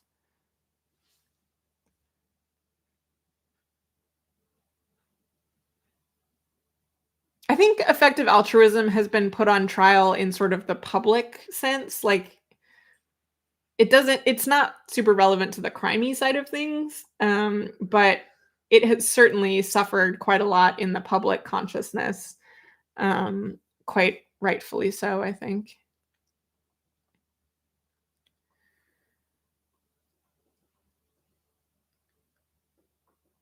Any idea when sentencing might be, and will you go back to New York for it? I don't know when sentencing will be, but it is not going to be soon. So it's not like there will be a verdict and then like the next day there'll be the sentence or even the next week. It's going to be months, I think, probably before sentencing. There's this whole rigmarole around it that I cannot fully describe. But it's definitely not going to be soon, I think. I mean, like Elizabeth Holmes, it was months before she was sentenced, and I think there's no real reason to think that it would be different for this case.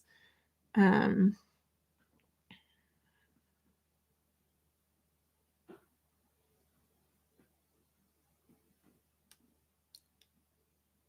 have I had a chance to look at the DCG Genesis Gemini New York Attorney General case? Very briefly. I have not read it cover to cover, but that is on the short list portion of my to-do list. I want to read it soon.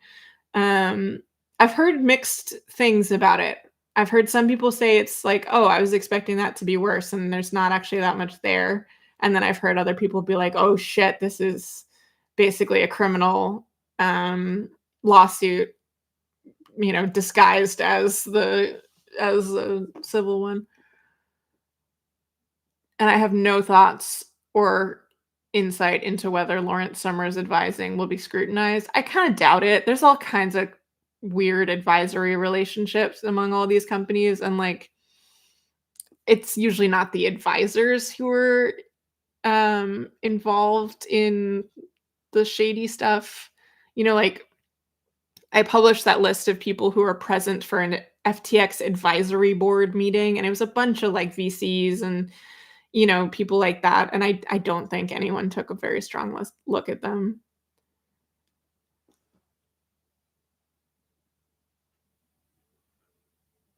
Liz's articles are always such fun reads. Yeah, she's such a good combination of, like, a good writer in that, like, her writing is entertaining to read, but also, like, she picks up on stuff that's actually really important, So it's like she's an entertainer, but she's also getting stuff that's actually really meaningful.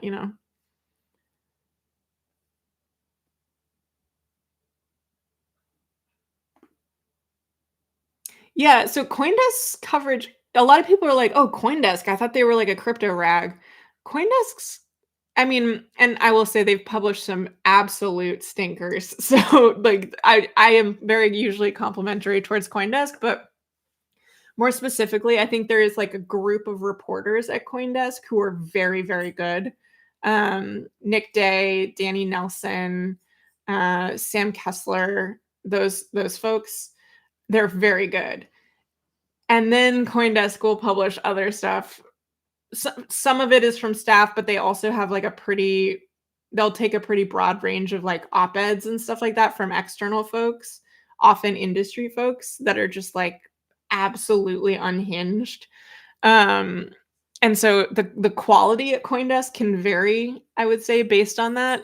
But some of their reporting has been really good and is consistently really good. And I think they're honestly one of the top crypto publications, both in terms of just like overall reliability. Like they don't tend to get the facts wrong as much as some other ones do. Um, but also in terms of just like their analysis on some things. It like I said, it's extremely varied. There's like total crypto shill stuff on there sometimes, but then they have people who are basically no coiners and like they'll publish stuff that's from no coiners. I think they've offered to publish some of my stuff before, and I think I declined maybe, but I mean I definitely didn't say yes, but um I don't remember if I declined or if it just never happened or what. But anyway. Yeah, no, CoinDesk is great. And some of those reporters are awesome.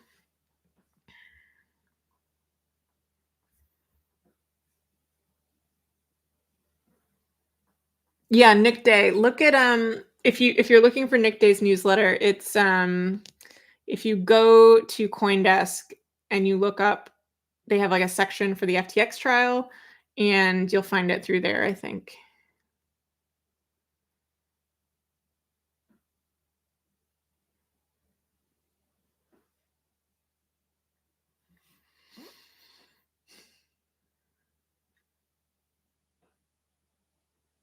Yeah, the other thing, so um there's the Winkler Matt who is describing sentencing procedures. I think the other thing that should be mentioned is that I think it's very likely that there will be an appeal in this case, assuming he's convicted, but I feel fairly confident on that.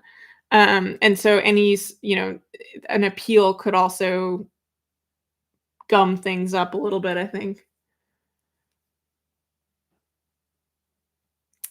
Difficult to track how many assets FTX has recovered, changing narratives. Yeah, I haven't caught up on bankruptcy stuff in a long time. It's really there's so many documents coming in through the bankruptcy that I haven't seen the most recent numbers on that. It's getting better. They're doing pretty good work as far as recovering assets. I don't think it's near I don't think it's terribly near 100%, but I think there is some fairly substantial speculation that it could be if the Anthropic investment that's sort of underway goes through. So I have my fingers and toes crossed for that because it would be amazing if, like, the most ideal outcome here is that Sam Bankman-Fried is, held to account and also everyone is made whole. Like, that would be amazing.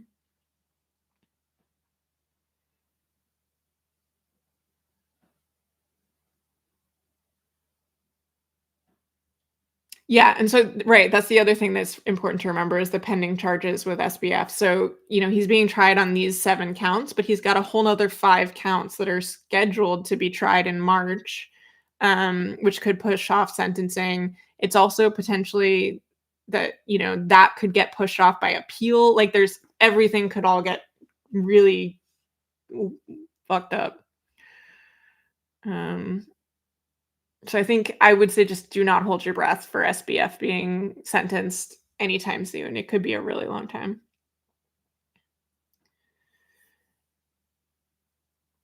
I'm gonna put Nick Day.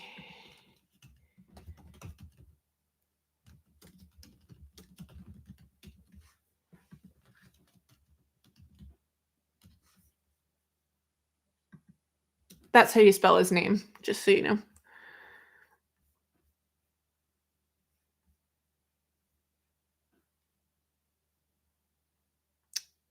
Yeah, he will be in prison for all of this. I don't see any substantial chance that he would be released from prison after being convicted. It just doesn't seem possible. If and when SBF is offered the chance to make a plea deal, will that be when he sinks Tether? He was not offered a plea deal in these for this case. I do think it's possible that he could try to get one for the other charges, but I don't really know. Um, as for whether or not he would sink Tether, I can't even begin to speculate on that. If he's in prison while appealing, does that count towards the sentence? I believe it would, but I don't know. I have no expertise on which to draw. I just sort of am going on to based on what I sort of have heard. What is the standard for being made whole? Well, that's a great question, and that is one that has been hotly debated in these bankruptcy cases. It is not well defined, I think. There isn't a ton of precedent for this stuff. I think a lot of people would love to get their assets back in kind. That's what a lot of these crypto creditors have wanted. It basically, like, if they had 1 Bitcoin on FTX, they want to get 1 Bitcoin back. They don't want to get cash equivalent to what the Bitcoin was worth at the time of the bankruptcy. Or, I mean, I guess a lot of them would probably want it in cash if they could stipulate that the cash would be calculated as of the peak Bitcoin price or something, but, like, that's not gonna happen. They're gonna go, with some reasonable number, like what it was worth at the time they stopped processing withdrawals, for example. Um, and there's no way that everyone will be happy. So, there are, like, a handful of reasonable ways that they can do it, and like I said, doing it based on the cash value at the time of at the time they stop processing transactions, etc. But, like, they're not going to go out and buy Bitcoins so they can give everyone their Bitcoins back. It just doesn't seem plausible to me. Is this what you think you'd be doing at 2 a.m. on Halloween? Honestly, kind of. um, I mean, it was either this or I would be asleep.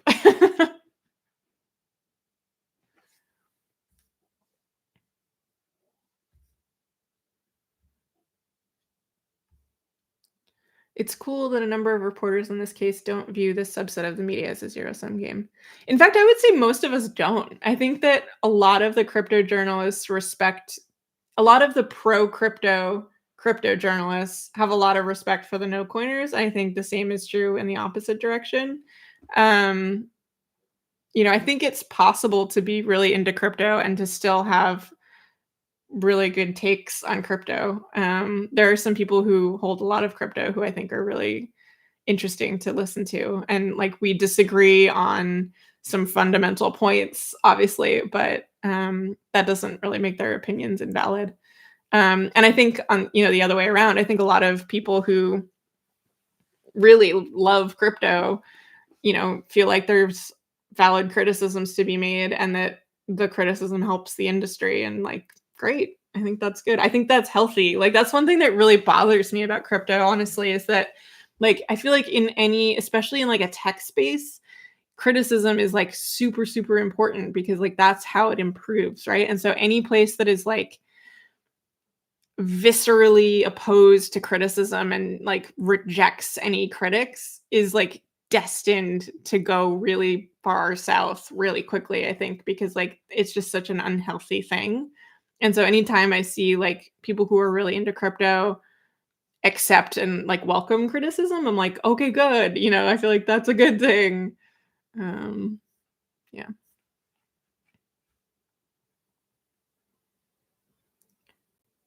What if he's found not guilty and Alameda makes all its money back and this is all a big mistake? Yeah, I think the "what if the sun exploded tomorrow" thing is a good reply. Like, I guess technically that could happen.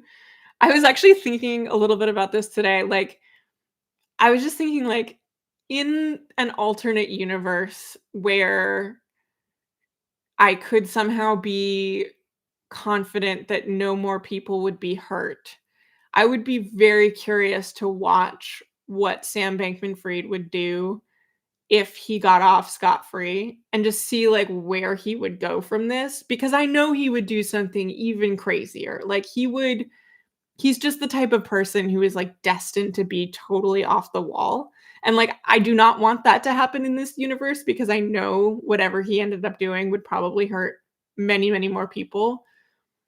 But I'm so curious just, like, academically, what would happen if you could, like, run a simulation or something where no one would actually be hurt. But, yeah, I have no idea.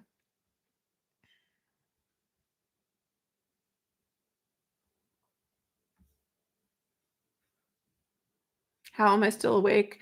Good question. I'm, like, half awake, and also I had a coffee at, like,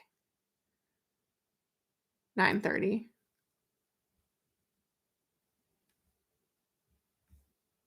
It was a really bad coffee. I it was so bad.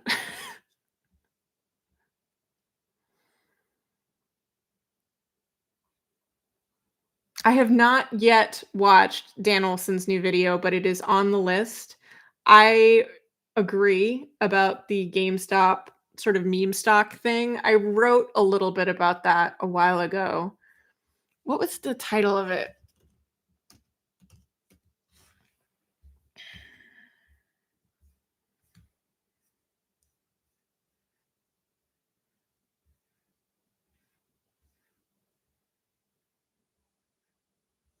I thought I had a catchier title for it, but I guess not. Let me just see.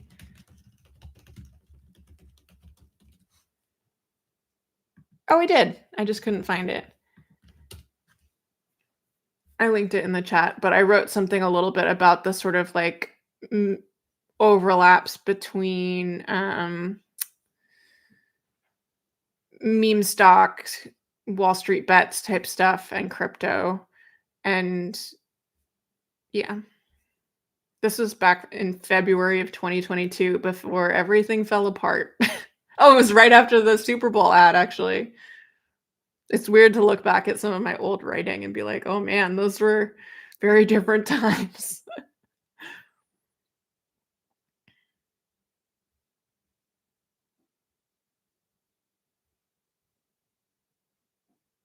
Oh, zero-sum game in terms of readership. Yeah, no, definitely not.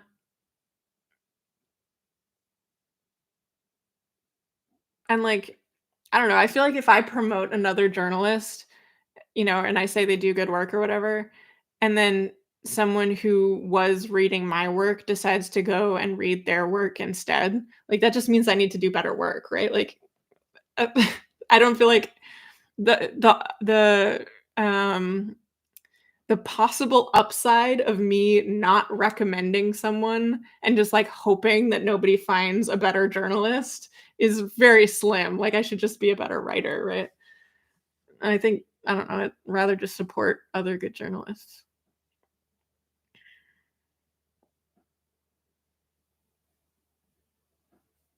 Yeah, I haven't read about it yet, but I saw a headline, about WeWork going bankrupt. How did I manage jet lag within the same time zone? I know, it's a gift. My sleep schedule has been very weird this past week, just in terms of, like, I don't usually wake up at I mean, I've been waking up at on trial days, I wake up at, like, 6 or 6:30, which is a good deal earlier than I usually wake up, and so I do feel a little bit, jet lagged. But now I'm up much later than I have been, so who knows? I'm gonna be all over the place.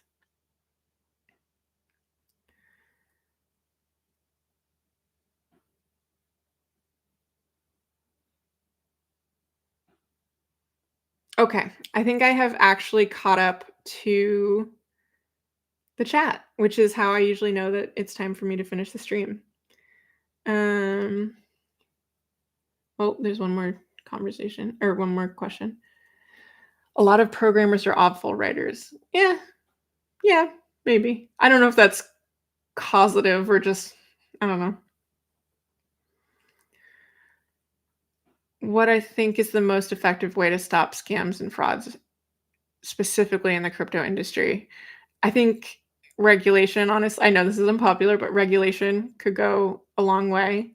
Um, education could go a long way, just in general on, like, financial literacy. We don't need to go teach everyone about crypto, just, like, being able to be somewhat financially literate, I think would be useful. Those are 2 really big things. Do I use ChatGPT to write articles? Absolutely not. No.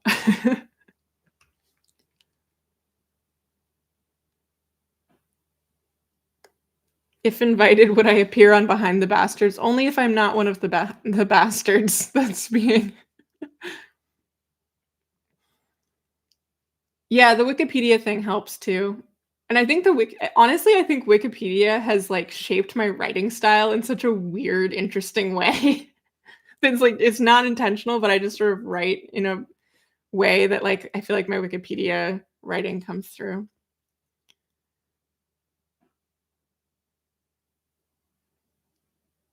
Alright, I'm caught up. I think I'm gonna sign off for the night. Thanks for hanging out. This was already longer than I thought it was gonna be. I was like, "This'll be a short one." It's still 3 hours long. Um, anyway, thanks for hanging out. This was super fun. This is probably the last one I'm gonna be doing because 'cause I'm not gonna be going back to the trial. And I don't think it really makes sense for me to do live streams on transcripts. But I might try to do something like this in some way. If you have ideas for I mean, people seemed kind of enthusiastic about me trying to stream more, and I'm certainly open to it. So, like, if people had ideas for what you would want me to be doing, definitely feel free to shoot them my way. You know where to find me. I'm on Twitter, I'm on email, etc. Cool. All right, I'm gonna go sleep and hug my dog some more. Good night.